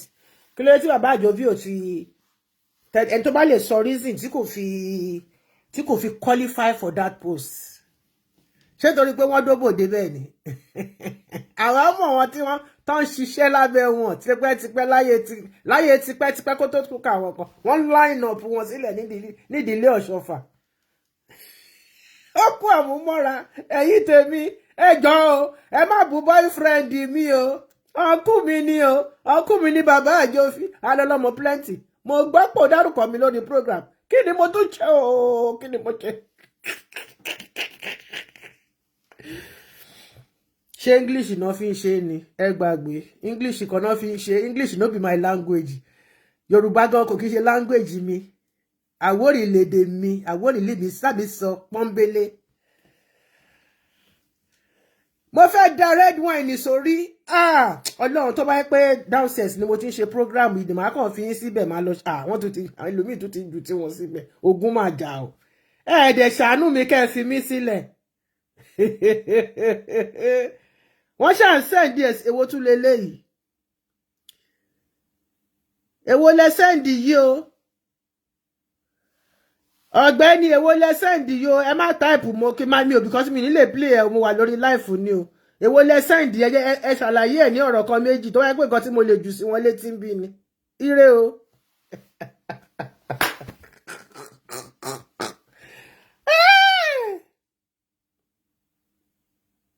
Bàbá Àjòfí oní squeeze bottom. Màámi o. Ó ga jù. Ó ga jù. Ẹ wò àwọn bodyguard tọ́ṣọ́ rẹ̀. Ẹ jẹ́ kí n mú àwọn bodyguard tọ́ṣọ́ jáde. Ta ní sọ pé kò pọ̀ kẹ̀. OPG ó pọ̀ pa. OPG ó pọ̀ gan. Ta ní sọ pé kò pọ̀ kẹ̀. OPG ó pọ̀ pa. OPG ó pọ̀ gan. Àwọn security sniper làbúrò mi ń lò níbi tó wù ẹ́ dé. Ẹni tó bá jẹ fùkù lára ń fu. Ẹni jẹ fùkù lára ń fu o. Ẹ wò tọ́ṣọ́. Ẹ wò àwọn tó ń ṣọ́ lẹ́yìn ẹ̀. Nínú ọ̀rọ̀ ọ̀sẹ̀ lẹ́yìn náà ṣá. Ẹ wò sniper lẹ́yìn ẹ̀. Àwọn bodyguard ẹ̀. Ṣé iṣẹ́ ọwọ́ ẹ̀ mọ́? As ọmọ olùdájọ́ ọ̀sẹ̀ lẹ́lẹ̀ ló ń gbé sniper sẹ́yìn. Ṣé ráyé? Ṣé ráyé ilé ọ̀ṣọ́fà? Ṣé ráyé? Ẹ jẹ́ n gbójú mi kúrò ńbẹ̀, ojú mi ti ń ṣáyìn jù nítorí mi fẹ́ kẹ́ni kankan tó toast mi lálẹ́ yìí. Lálẹ́ Saturday. Mi fẹ́ kẹ́ni kankan toast, make una no toast me. Justice for my boyfriend. Justice for my boyfriend. Wọ́n gbapò lọ́wọ́ boyfriend mi. Bàbá Àjòfí. Ẹ wò tọ́ṣọ̀ bó ṣe ń kó wọn kiri nìyẹn. Mẹ́ta mẹ́rin. Bó ṣe ń kó wọn tẹ̀lé. Bó ṣe ń kó wọn sẹ́yìn kiri nìyẹn. Ẹ tó bá jẹ fùkù lára ń fu. Èmi ò mórí burúkú tó bá wọn ní Nàìjíríà ń sìn. Bọ́n bá ti jolùṣọ́ báyìí, gbogbo wọn kẹ̀dẹ̀rí, gbogbo wọn náà kó bodyguard sẹ́yìn. Kí ló dé tó fi ń kó bodyguard sẹ́yìn? Owó tó yẹ kó o fi jẹ, owó tó yẹ kó o fi ṣoríire. Just cut your coat according to your size. Rely on Jehovah Almighty. Ṣé rí bí mo ṣe wà yìí? Ẹ má sọ pé bóyá nítorí pé mi ò sí Nàìjíríà pé Ghana ni mò ń gbé ni o. Tí bá wà Nàìjíríà, wọn be good mo father anybody. Tó bá dán wò wá dán tán, èmi ọmọ Tádé ṣe ni mo sọ bẹ́ẹ̀. Oh.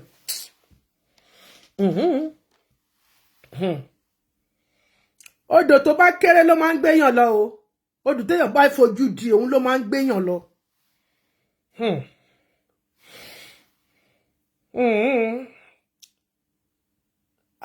Èwo wá ní tẹ̀rín. Ṣètúrí.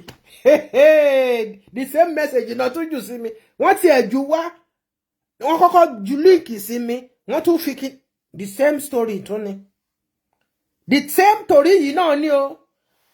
Unconfirmed report yìí náà ni o suggest that A/M/S/Kiniko Ajovi has been removed as the task force chairman with a former commissioner of police appointed as the new substantive chairman of the task force. Stay tuned for further details on this developing story. Ẹwẹ́ ni tí wọ́n ṣe ní pé kó wá jẹ ṣẹ́ni tó ṣe jẹ oyè nìyí. Mo wà lórí láìfù kẹ́ni tó sọ̀rọ̀ yẹn kó má. Okay, information. Wọ́n jù fún mi ní. Ẹ jẹ́ máa kà fún yín. Ó ń gbóná fẹ́lifẹ́li. Information as it is that Assistant Venerable Superior Evangelist Nosa Ojo is the man to replace AMSE Ajovi, while the former commissioner of police will be elevated to Venerable Superior. Bó ṣe ń gbégbá báyìí, náà ń gbégbá báyìí, wà ogun máa jà o.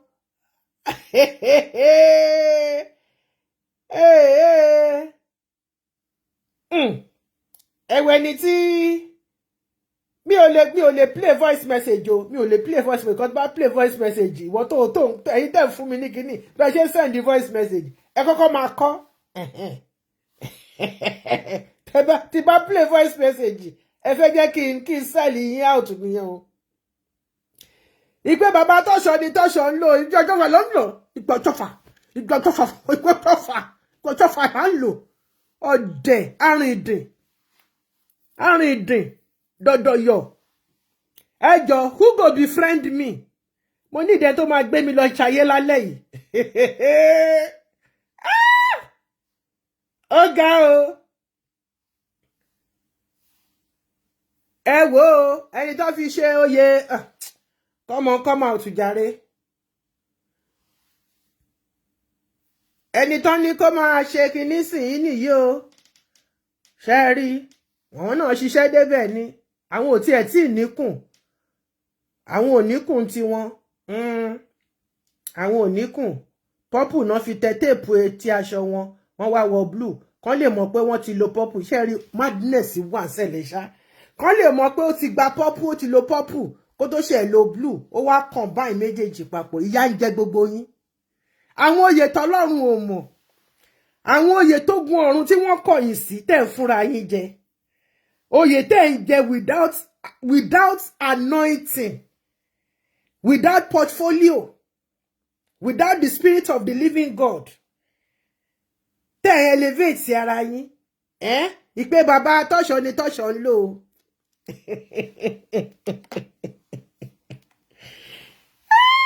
àwọn èèyàn dábò mi ní parapapapapapa ṣe rí nǹkan tójú mi máa ń rí ẹ ti bá sọ fún yín pé wọ́n máa ń da oríṣiríṣi nǹkan bò mí ni mo dẹ̀ ní kí ló dé ṣe rí wọ́n ṣe ń dá wá lọ́tún ni wọ́n ń dá lọ́sì.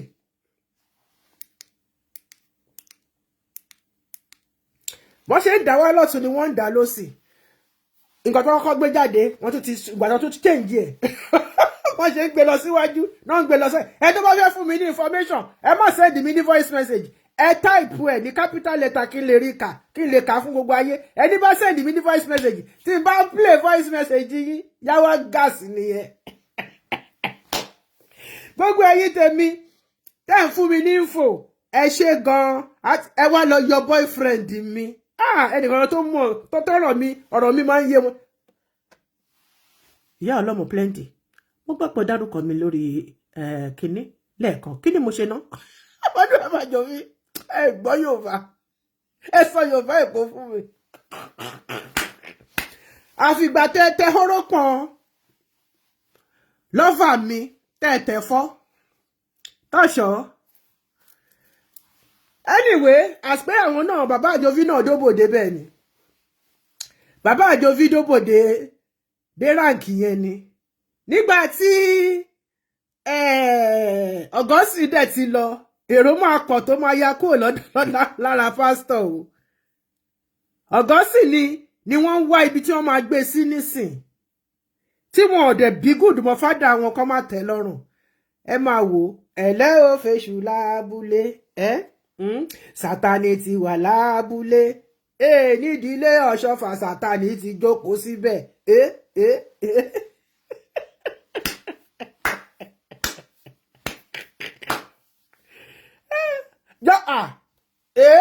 iná ń jó ògiri òsà ọmọ mi láfíà ó ní justice for ẹjọ́ torí Ọlọ́run justice for my boyfriend justice for bàbá àjòví owó fún bàbá àjòví lẹ́pọ̀n ní alálẹ́ Saturday weekend on the 15th of March ni wọ́n fọ́ ọ̀rọ̀ náà yọ ọ̀rọ̀ kan bàbá àjòví kódà ẹ bá kó nǹkan mi kí n kó nǹkan mi dání sínú ilé màá rí ibi tí mo ti máa lọ lò fún wọn. tó bá lóòní rẹ́rìn wà á béyìn entity ni lọ́rọ̀ ṣẹlẹ̀ yìí.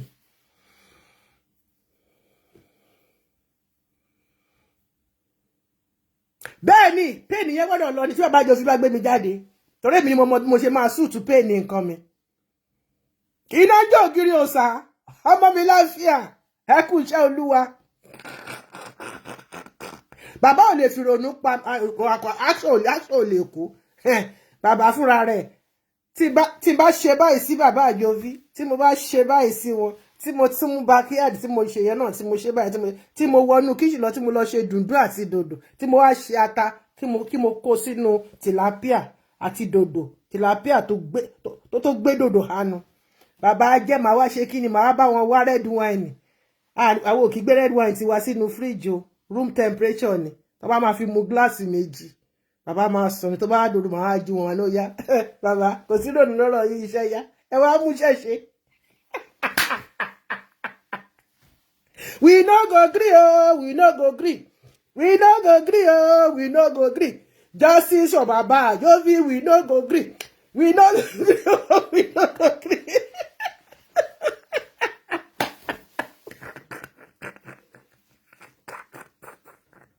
wọ́n ti orúkọ bàbá àjòfí ṣe pẹpẹ súpù àná bàbá àjòfí dẹ̀ ṣe mí o ó mà ṣe o ṣé ẹ ráyè sìn tá a bá sọ pé nọ́ni kó ṣọ́ni nà kó má ba nẹni ọba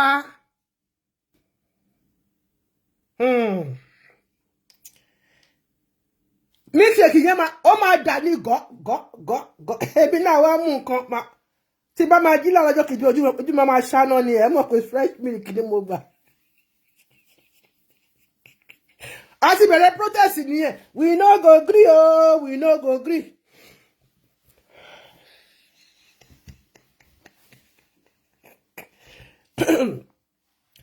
ẹjọ́ torí Ọlọ́run tá a bá sunkún a máa ríran sukuru museramus tá a bá sunkún a máa ríran bàbá àjòfí sì lọ mission wọ́n sì lọ mission ní ọ̀rọ̀ lásù kó tó di pé wọ́n lọ sí àgángẹ̀ wọ́n lọ pàdé Jésù Kristi ń bẹ̀ láti ara ẹ̀mí tí bàbá ọ̀tọ́fà tó gbégbórí omi kọjá tó wá gbé fún síbẹ̀ tí gbogbo wọn tí wọ́n lọ ń kí omi tí bàbá tó gbà jáde kúrò nínú igbó tó gbé síbẹ̀ fún wọn pé kán máa lọ ṣe kíni kán máa lọ ṣe ìrántí níbẹ̀ owó tí bàbá lò tó fi kó àwọn èèyàn àwọn ọlọ́pàá àti àwọn bodyguard àti gbogbo wọn tó fi lọ sí ọjọ́ àti ibo ni zone 2 ẹjọ́ ta ló máa sanwó yẹn tọ́ṣọ gbọ́dọ̀ san torí wọlé bàbá àjọ wọlé bàbá àjọ àbá olú bàbá àjọ fi kúrò ní o yọ kúrò sẹ́tì ipò ọmọ àlè ní ẹ Ọlọ́run tọ́ṣọ o lè kú síbi táṣọ ẹ wà àgbà tó yọ bàbá àjọ fi àgbà tó yọ pátápátá ẹjọ́ náà jẹ́ lọ sí ló ṣe tọ́ṣọ ìjà orogún ló jà o ìjà orogún ló jà tọ́ṣọ ojowúkú torí pé mọ̀ pé iṣẹ́ kan báyìí ni bàbá àjòfí ṣe tó fi dé post yẹn we no go gree o we no go gree we no go gree o we no go gree justice for my boyfriend we no go gree we no go gree o we no go gree justice for bàbá àjòfí my man friend we no go gree my lover we no go gree ẹni tí mo like jù ní sẹlẹ we no go gree bí bàbá yẹn bó ṣe kò síjọ́ kan tí mo bá ti tẹ̀dí mọ́lẹ̀ tí mo pariwo wọgè báyìí wọ́n máa pè mí ní ọlọ́mọ plenty mo gbọ́ pọ̀ dárúkọ mi lẹ́ẹ̀kan I just love him he has his own flaws but àwọn òkúrò àwọn èèyàn bẹ́ẹ̀ lè máa like Ọlọ́run I just like the man ó máa pè mí ní ọlọ́mọ plenty mo tẹ́lẹ̀ tí mo bá ṣe nǹkan kó máa pè mí kó máa gbé fún mi nínú ilé má máa gbé mi ní síta bẹ́yẹ mi ò fẹ́ kí ni wọ́n tún ní mo tún ṣe kí làjọ fi tún ṣe ọlọ́mọ plenty bàbá mo pè yín ẹ̀bá mi ẹ̀dá mi ló iṣẹ́ ló pọ̀ a máa lọ síbi a máa lọ ṣọ̀wọ́n a máa lọ ṣọ̀wọ́n a máa lọ káàkiri náà ni I just love him he's a darling.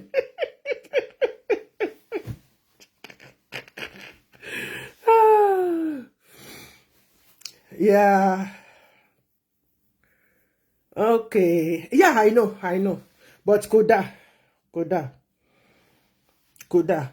Justice for Baba Àjòfí, we no go gree o, we no go tọ́ṣọ ìjà orogún ló jà, ara ẹ̀ bù máa ṣọ. Nígbà Baba Àjòfí mo ṣẹ́jú ẹ lọ. Ìwọ kẹ̀lẹ́ ló ń kó bodyguard kiri.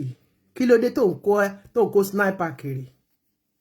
Torí tí mo bá sọ fún yín pé tọ́ṣọ máa ń kó snipers kiri kì í believe mi ṣe bára wọn lẹ ti rí yẹn wọ́n ṣe ń tẹ̀lé kiri nìyẹn wọ́n dẹ̀ máa ń bojú ni ọmọ ìlú kọ́kọ́ máa ń fàyà rọ tẹ́tẹ̀lẹ̀ tó yẹ pé òun ò tiẹ̀ kí gbogbo èèyàn ló ti mọ òun kí lorúkọ ẹ̀ ti ń jẹ́ ọmọ tí tó kán lápá yìí ǹjẹ́ gbúrò ẹ̀ mọ̀ tọ́ṣọ ti lò ó ti dànù bí omi ìṣọwọ́ tọ́ṣọ ti lò ó ti dànù ẹni tí ò gbọ́n láwọ̀ ẹ̀ gbó ẹ má jẹ́ ká joyè ìjàfojò I really pity that guy kí lorúkọ ẹ̀ tí ń jẹ́ má fòyà òun náà ti mọ̀ pé ayé kù síbì kan rẹpẹtẹ tọ́ṣọ̀ ìjà orogún ló jà ó fi ọ̀pá àbẹ́là ló fi bá táyé bàbá àjòvì jẹ́ ọ̀pá àbẹ́là àti àwọn àṣejẹ burúkú tó máa ń jẹ wọn yẹn ó mọ àwọn àṣejẹ wọn yẹn àwọn àjẹjẹ tó máa ń jẹ láì wọṣọ yẹn Tọ́ṣọ̀ tí bá fẹ́ gbé ẹ jáde níbi tó ti ń jẹ àṣejẹ máa gbé ẹ jáde goloto báyìí ni I won't do that tí bá fẹ́ gbé ẹ jáde níbi tó ti ń wẹ̀ lórí odó Tọ́ṣọ̀ ò ní jẹ́ tán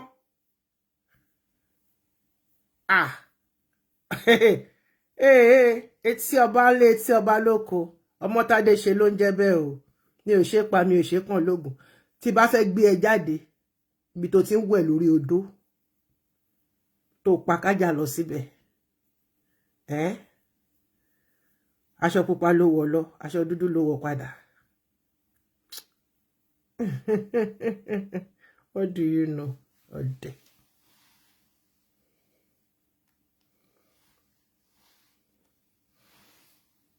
Yes, I know you tán pátápátá. Ọmọ, stop galala pẹ̀lú mi o. Màá gbé ẹ jáde tán báyìí ní hòhò.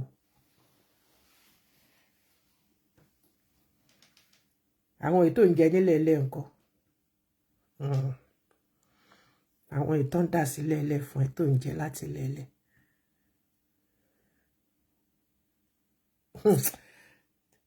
Ọlátọ́ṣọ̀ Matthew ọmọ Àwórì ni mí.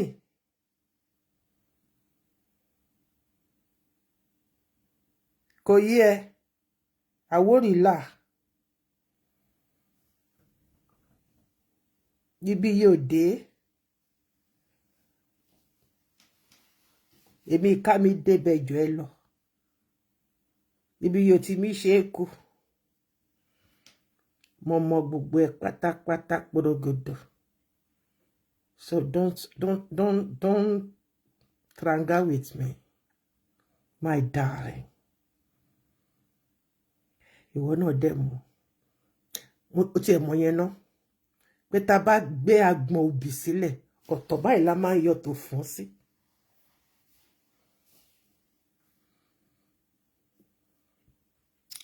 ṣó wá rí gbogbo nǹkan tó ń ṣe ó lẹ́yìn o ọmọ ṣíṣe ń rojú ọmọ àìṣe ń bẹ̀bẹ̀ ó débẹ̀ tán ó dáa pọn iwájú ò ṣe lọ ẹ̀yìn ò ṣe padà sí ó dóríta mẹ́ta ìyàkàtà.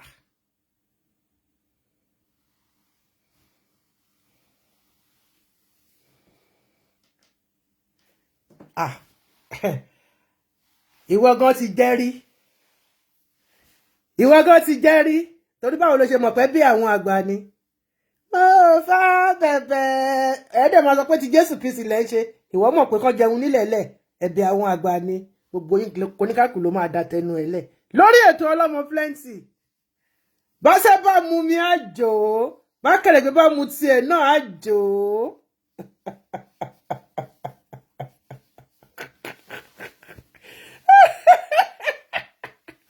Iná ń jó ògiri òsà ọmọ fúnra rẹ̀ ó débẹ̀ àwọn àgbàlagbà nìyẹn you know dey there how you can know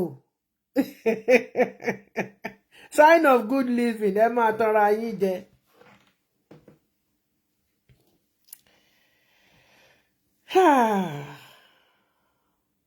ṣé mọ̀ wípé ní last year nínú ọ̀rọ̀ Benji àbúrò mi ò sọ̀rọ̀ sọ́bótò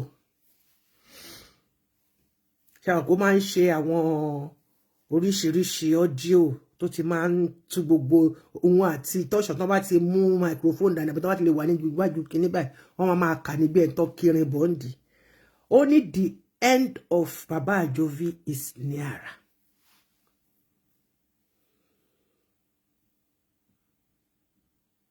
èmi náà wá ń sọ fún wọn náà ọmọ mi láfíà pé your days are counting ní Great Ọ̀ṣọ́fà Parish bó wẹ̀ nínú àgbo wà kúrò ńbẹ̀ torí o ti ṣe kọjá rẹ̀ chọ́ọ̀chì tó lọ kó tó lé wọn tó fi style lé wọn kúrò níbi tí wọ́n wà èyí tó lọ gbà tó jẹ́ pé ìta nìkan là ń rí, inú ilé ibẹ̀ yẹn ò ṣe rí, inú ilé tí wọ́n ti ń ṣe service. Ẹ mọ̀ pé filter máa ń ṣe nǹkan lórí recording, filter ó máa ń ṣe nǹkan. Ìtorí ẹ̀ làwọn Facebook náà ṣe yọ filter kúrò lórí àwọn programs tá à ń ṣe, ìtorí àwọn ẹlòmíì oríṣiríṣi filter ni wọ́n ń lò. Bẹ́ẹ̀ ṣe wò mí bí mo ṣe rí gangan ni, no filter nothing. Gbogbo nǹkan tó gbé tó ní tọ́bẹ̀ ẹ̀yà láti ibi tó jìn, tọ́bẹ̀ ẹ̀yà láti ibi tó small, tó wá packaging tó gbé sórí kinní, tó ní Jerusalem tó ṣe lọ rà fún wọn, owó tó gbà ń bẹ̀, géènì tí wọ́n géènì bẹ̀, ó lọ fi ra jíìpù, okòwò mọ pẹ̀lú tìyàwó ẹ̀, ó lọ fi ra lé. Àwọn ará ṣọ́ọ̀ṣì tí ń sunkún àdá ìnà nísìn. Àbí wọn sunkún àdá ìnà, wọn sunkún àdá ìnà. Èèyàn mélòó ló kù pẹ̀lú ẹni parish kó lè mọ iye tí kó lè mọ̀ pé mo wà bumper to bumper ni mo ń ṣe pẹ̀lú ẹ̀. Gbogbo yín bumper to bumper ni mo ń ṣe pẹ̀lú yín. Àfi tí mo bá kàn fẹ́ gbójú kúrò nínú nǹkan lóko. It's very sad. It's very sad. Kí lè tó ẹ̀wọ̀n wo ló tó ń ju nǹkan sí mi? Àwọn wo ló tó ń ju nǹkan sí mi?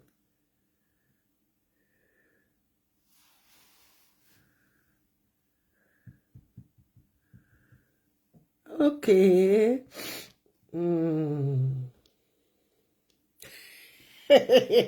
Ẹjọ́ o. Nígbà tí ẹ lo my one and only boyfriend, my lover,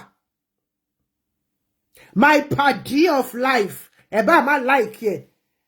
Èmi ni tèmi, I love my Ajovi. Ẹ ṣe rí pé literate ni nísìn. Ṣùgbọ́n nígbà tó forí já gbogbo ẹ̀ fún yín, ẹ ti gbàgbé tó múnú ẹ̀dùn nígbà yẹn lọ́hùn. Ẹ ti gbàgbé tó múnú ẹ̀dùn, tí bàbá Ajovi múnú ẹ̀dùn, tó ṣe kíni, tó fi gba máàkì lọ́wọ́ yín níjọ́ mímọ́.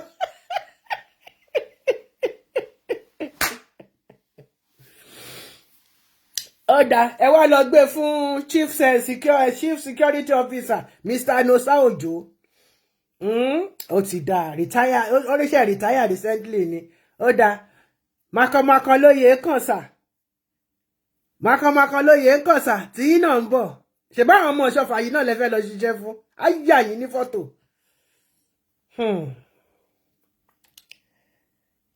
Ṣé ni náà ti ń gbé mẹkáníìkì, náà ti ń gbé ṣe, náà ti lọ gbé sídìí iṣẹ́ báńkì ni. Ṣèbí Nàìjíríà ni.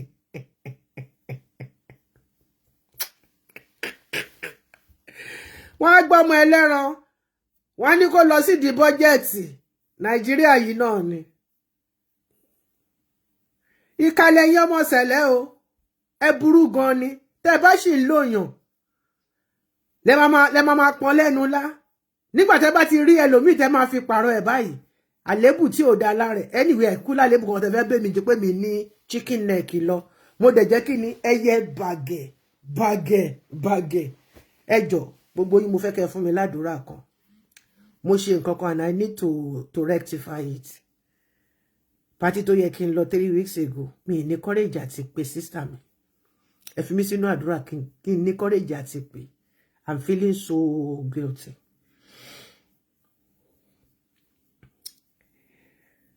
Na so life be. Ó dá o Elijah. Má jẹ́ kí n yí òun padà sí ẹ o. Ibi tó bá ti fẹ́ lọ gbaṣẹ́ make sure pé iṣẹ́ tó register fún ni, iṣẹ́ tó mọ̀ ni o.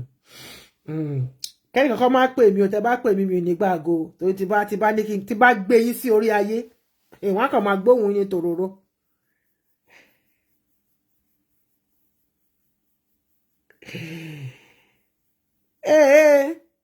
Ẹ mọ̀ nǹkan kan. Jẹ́ kí n hint yín ẹ̀yin ọkùnrin nínú ìjọ mímọ́. Ṣé rí àwọn ọmọ kéékèèké tẹ́ ń wò? Ṣé rò pé àwọn àyà yìí ni ẹyẹ tẹ́ ń pè wá ní ẹyẹ bàgẹ̀bàgẹ̀? Mi ò fi tèmi bo ẹyẹ ni mi bàgẹ̀, ẹyẹ funfun lólólólólólólóló. Ìyá apá mi ó dẹ̀ ń pọ̀ sí lójoojúmọ́ tó lójoojúmọ́ ni mò ń bímọ. Mo tún ṣe bímọ kan níjẹ̀ lánàá ni. ṣáná àná ni abímọ kan àbíjẹta àṣẹ ìbímọ kan lánàá. Ẹ ti ṣẹ́ obìnrin gan nínú ìjọ mímọ́ o, ẹ̀yin àgbàlagbà, ẹ̀yin àgbà pẹpẹ, ẹ̀yin ọkùnrin. Ẹ ti ṣẹ́ abiyamọ ayé, ẹ ti ṣẹ́ àwọn abiyamọ ọ̀run. Ẹ ti ṣẹ́ àwọn àgbà obìnrin.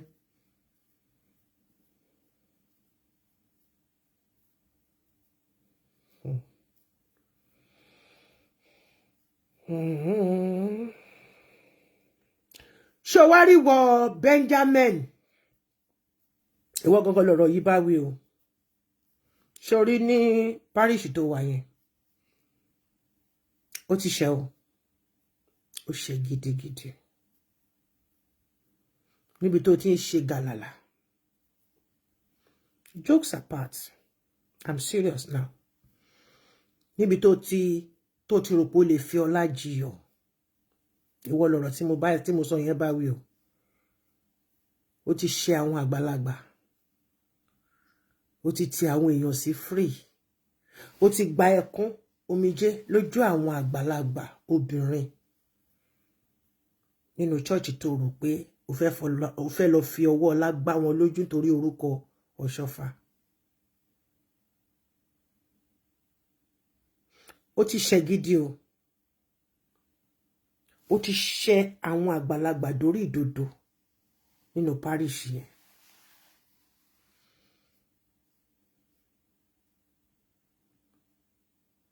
Ó ti fi ẹnu, ó ti fi kọ, ó fi ẹsẹ̀ sílẹ̀, ó ti fi ẹnu kọ.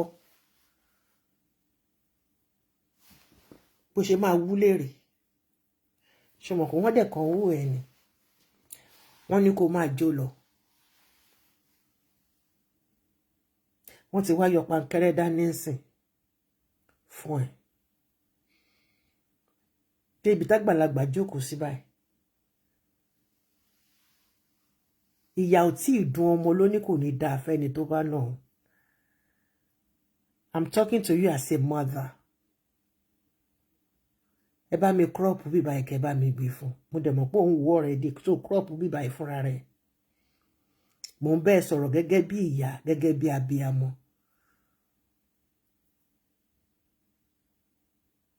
Gbogbo àwọn olóore ẹ ló ti tàpá sí.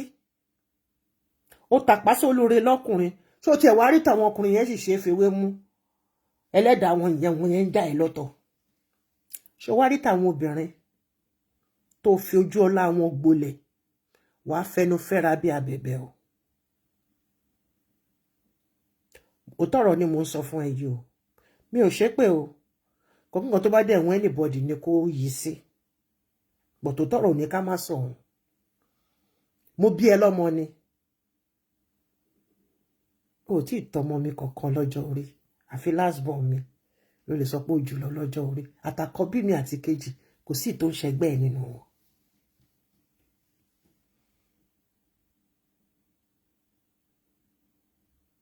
Go and make a life for yourself out of this so-called Ọ̀ṣọ́fà tẹ̀ǹtẹ̀fín rẹ́yàn jẹ́ káàkiri.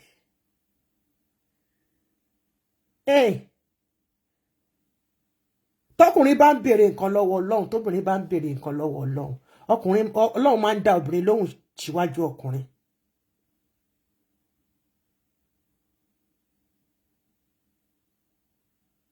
Ó ti ṣẹ́ obìnrin o. Ó dẹ̀ ti bẹ̀rẹ̀ sí ní ríjà obìnrin. Ó ti lè máa rí atẹ́gùn ẹ̀. Ó ṣe àwọn àgbàlagbà.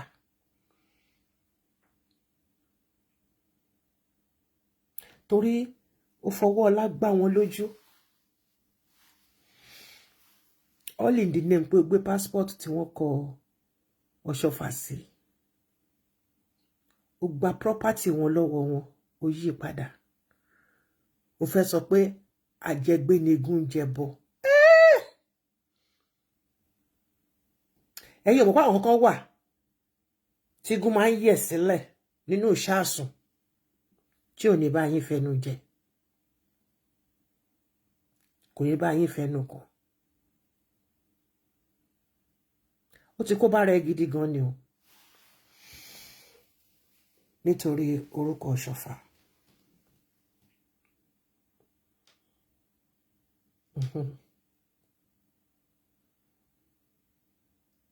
Abiyamọ ni mí.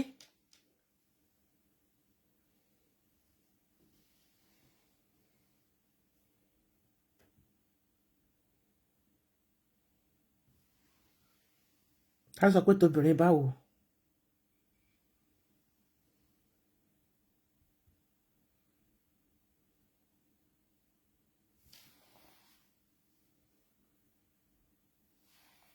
Be careful.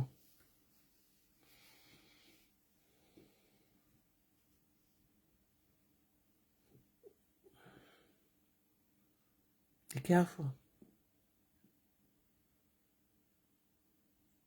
Gbogbo bí tó rò pó sáde. O tí bẹ̀rẹ̀ tó bá ń gbọ́ àti ro mẹ́sẹ̀ ò le.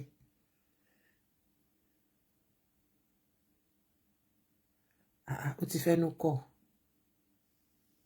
Ẹnu ti rẹ́ bá ẹlẹ́sẹ̀. Níbi tó wàá kàn dédé sọ̀rọ̀ sí wọn ṣàkà. Wàá dédé jágbe mọ́ wọn. Wàá dédé bú wọn láàrin church. Wọ́n ti máa ṣe báyìí. Ẹ má bínú olùṣọ́. O mọ̀ pé wọ́n ṣe ń tẹrí báyìí wọ́n kan lé ayé ẹ̀ mọ́lẹ̀ ni. Po po po ìbà o. Ìbà Elédùmarè. Ìbà Olúwa tó sọ pé obìnrin òun ẹlẹgẹ́ ni wọ́n.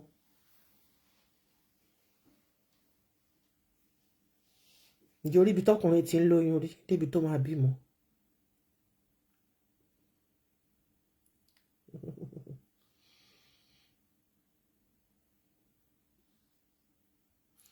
Obìnrin ló máa gbé ọkùnrin sínú, òun náà ló tún máa gbé obìnrin sínú, òun náà lọkùnrin tó jẹ́ bàbá lórí ẹ̀, òun náà ló tún wá jẹ́ ìyá lórí ẹ̀ ọkùnrin. Kò yé wọ ni. Ó ti fẹ́nu kọ̀.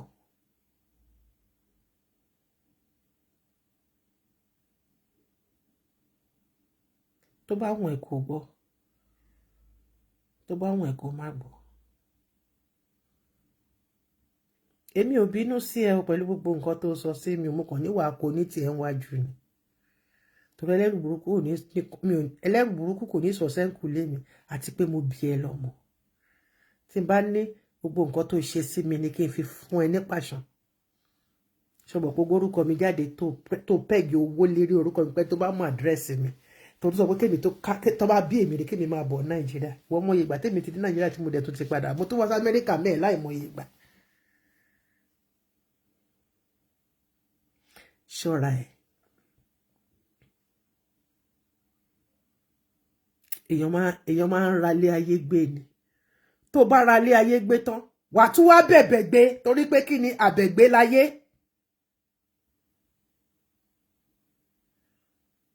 Mélòó ni gbogbo ara ẹ̀? Kí ló ní?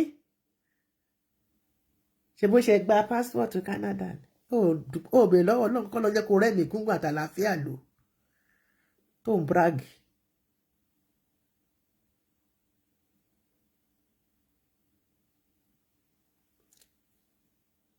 Mi ò ní nǹkan kan ṣe pẹ̀lú àwọn ọmọ ẹ o. Ọlọ́run ní jẹ́ kí n nà ká burúkú sáwọn ọmọ ọlọ́mọ. Ọlọ́run jẹ́ kí n sọ̀rọ̀ burúkú sáwọn ọmọ ọlọ́mọ. Ẹlẹ́dàá mi ò ní jẹ́.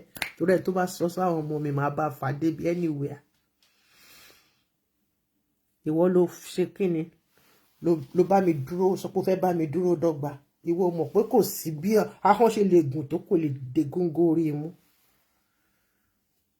Ẹpọ̀n tẹ́pọ̀n awọ ẹ̀ yí jura wọn lọ. Ẹ̀yin ọmọ Ṣọ́fà ẹ sọ̀kalẹ̀ lórí ẹṣin yẹn tẹ́ ń gùn lọ ẹsẹ̀ ẹṣin yín ó ti ré. Pátákò sí mọ́ lẹ́sẹ̀. Tí pátákò bá dẹ̀ sí mọ́ lẹ́sẹ̀ ẹṣin ìpàkọ́lẹ̀ mú lọlẹ̀. Gbogbo wa pátápátá lórí ètò yìí. Òbírí ayé ò ní yí wa mọ́lẹ̀ o. A ní fẹnu kọ, a ní bá wọn dòdò láìpọ̀ mi. Ọlátọ́ṣọ́ Matthew oṣù báyìí káre. Sórí pé mo rí ẹ tán. Gbogbo yín pátápátá ní kankan.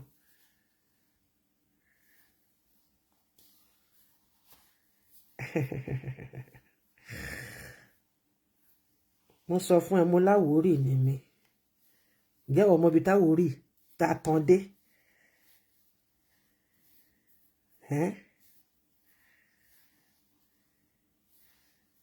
Kẹ́kẹ́ sọ fún ẹ. eré tó ń sá ìpàkọ́ ẹ̀rì ilé ìdílé Ọ̀ṣọ́fà kò lè joyè láéláé nísẹ̀lẹ̀ fáàbàdà torí bàbá àti ẹ òun nìkan kọ́ lọ́lọ́run lò láti fi dájọ́ ìsílẹ̀.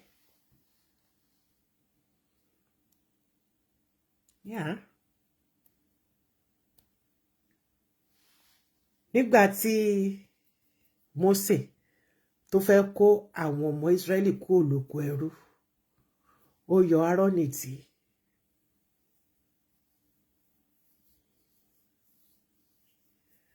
Áárónì ló máa mú wọn kọjá to land on the Canaan side. Mósè kò délẹ̀ rírí ó wò lọ́ọ̀kan báyìí.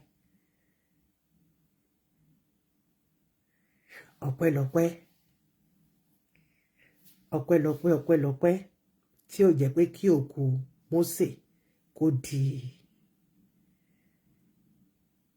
ohun ìgbàgbé pátápátá.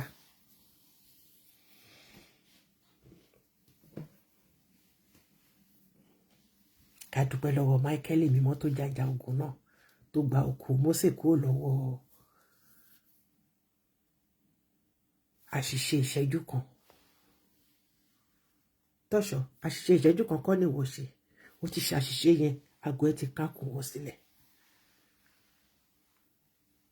Gbogbo ọ̀nà tó fẹ́ gbà á jẹ́ pé wọ́n ni ó máa jẹ pásítọ̀ gbogbo ẹ̀ ló ń sáré ẹ̀ láyé fàbàdà ó lè jẹ́ ó lè débẹ̀ torí kò sí nínú àbáwáyé ẹ̀.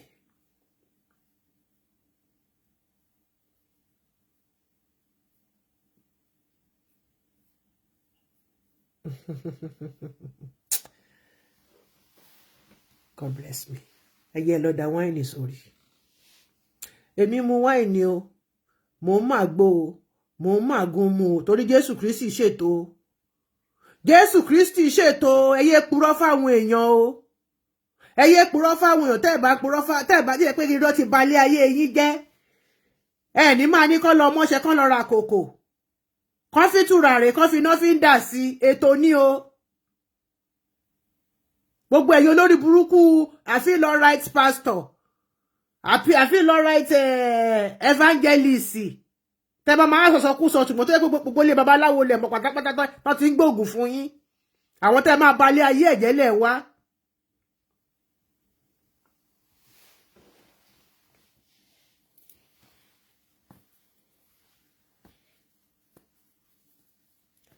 Mo mọ̀ yín dáadáa. Njọba gbé lísì jáde tí mo bá sọ àwọn tẹ́ lọ gbaṣẹ́ lọ́wọ́ wọn tí bá bẹ̀rẹ̀ sí ní sọ àkíkà mo sọ fún yín pé mo láwòrí ni mí.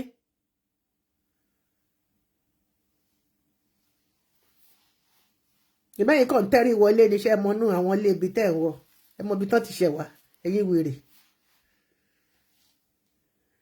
Mo ń jẹ lámò ń jẹ ìgbín kí ni àwọn ìgbín tó pinnu dáadáa wọ́n máa ń bá mi yí láta láti Nàìjíríà wá ni yéè pa.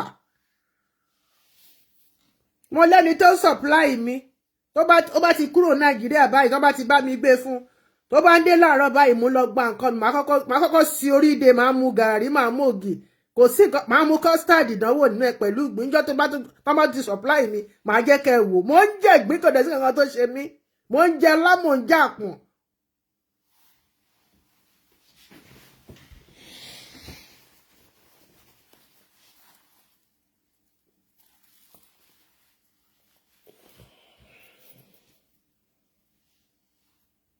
Ẹ má yẹ kán tì yín sínú nǹkan tí kò ní tí ẹ tó bá nídìí egbògi mò ń tà gún mu gbogbo ẹ ni mò ń tà ewé àti mi ò ní fi ṣe bí ni ṣùgbọ́n tó bá gbé sókè láti fi ebi sí mi wàá yàn pàkọ́ mọ́lẹ̀.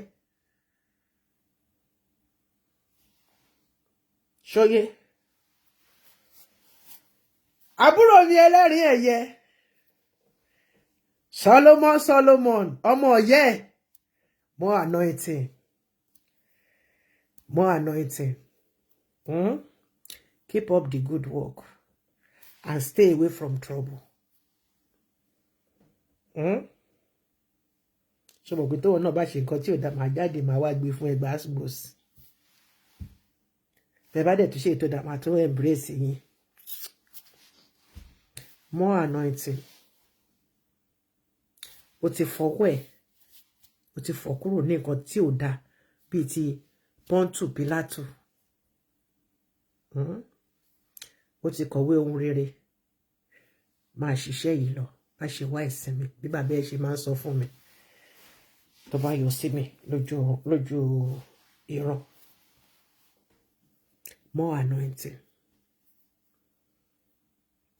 Develop yourself more and more and more and go deeper and deeper and deeper, and he will shield you from negative forces. Now that you've turned back and going forward, keep it up. Strive harder. The more you strive, the higher you go. Okay? In spirit. I'm not saying I'm talking about the spirits.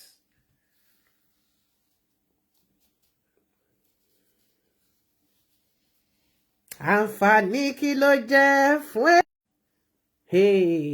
tó jèrè gbogbo ayé o tó sẹ́mi rẹ̀ nù o. Àǹfààní kí ló jẹ́ fún ènìyàn tó jèrè gbogbo ayé o tó sẹ́mi rẹ̀ nù o. 1 hour 45 minutes. Mo ti ṣeré tó. I have to go. I have an appointment with seeking and fried ẹja mi mo season ẹ mo fi ata gúngún sí kí n tó bake so mo á fẹ́ lọ ṣe kíni mo fẹ́ lọ attack with red wine. No, it's a fish. Mo fẹ́ lọ attack with rosé. You know, I don't like white wine. White wine gives me heartburn, but rosé tó bá mild àbí red wine mo like it, dada. I love you all with the love of Christ. See you tomorrow on Sunday service. Mwah. Hallelujah. I remain your host, Oluwato Yamatla. Darling Tineke Olomo Plenty. Lady Evangelist that has no frontier. God bless you. Tomorrow is Sunday. Go to church. If your spirit allows you. If your spirit is downcast each time you think about going to your church, go to another church. Even if it is just all these Catholic church. Báwo gbàdúrà ńbẹ̀ kó má bọ́lé. Ewu kan ló wé ẹ̀dá yẹn. Tọ́kùn ọ̀bá dẹ̀ tún lọ síbẹ̀. Ṣé online prayer Olúwa ti gbàdúrà. Jésù Olúwa wa.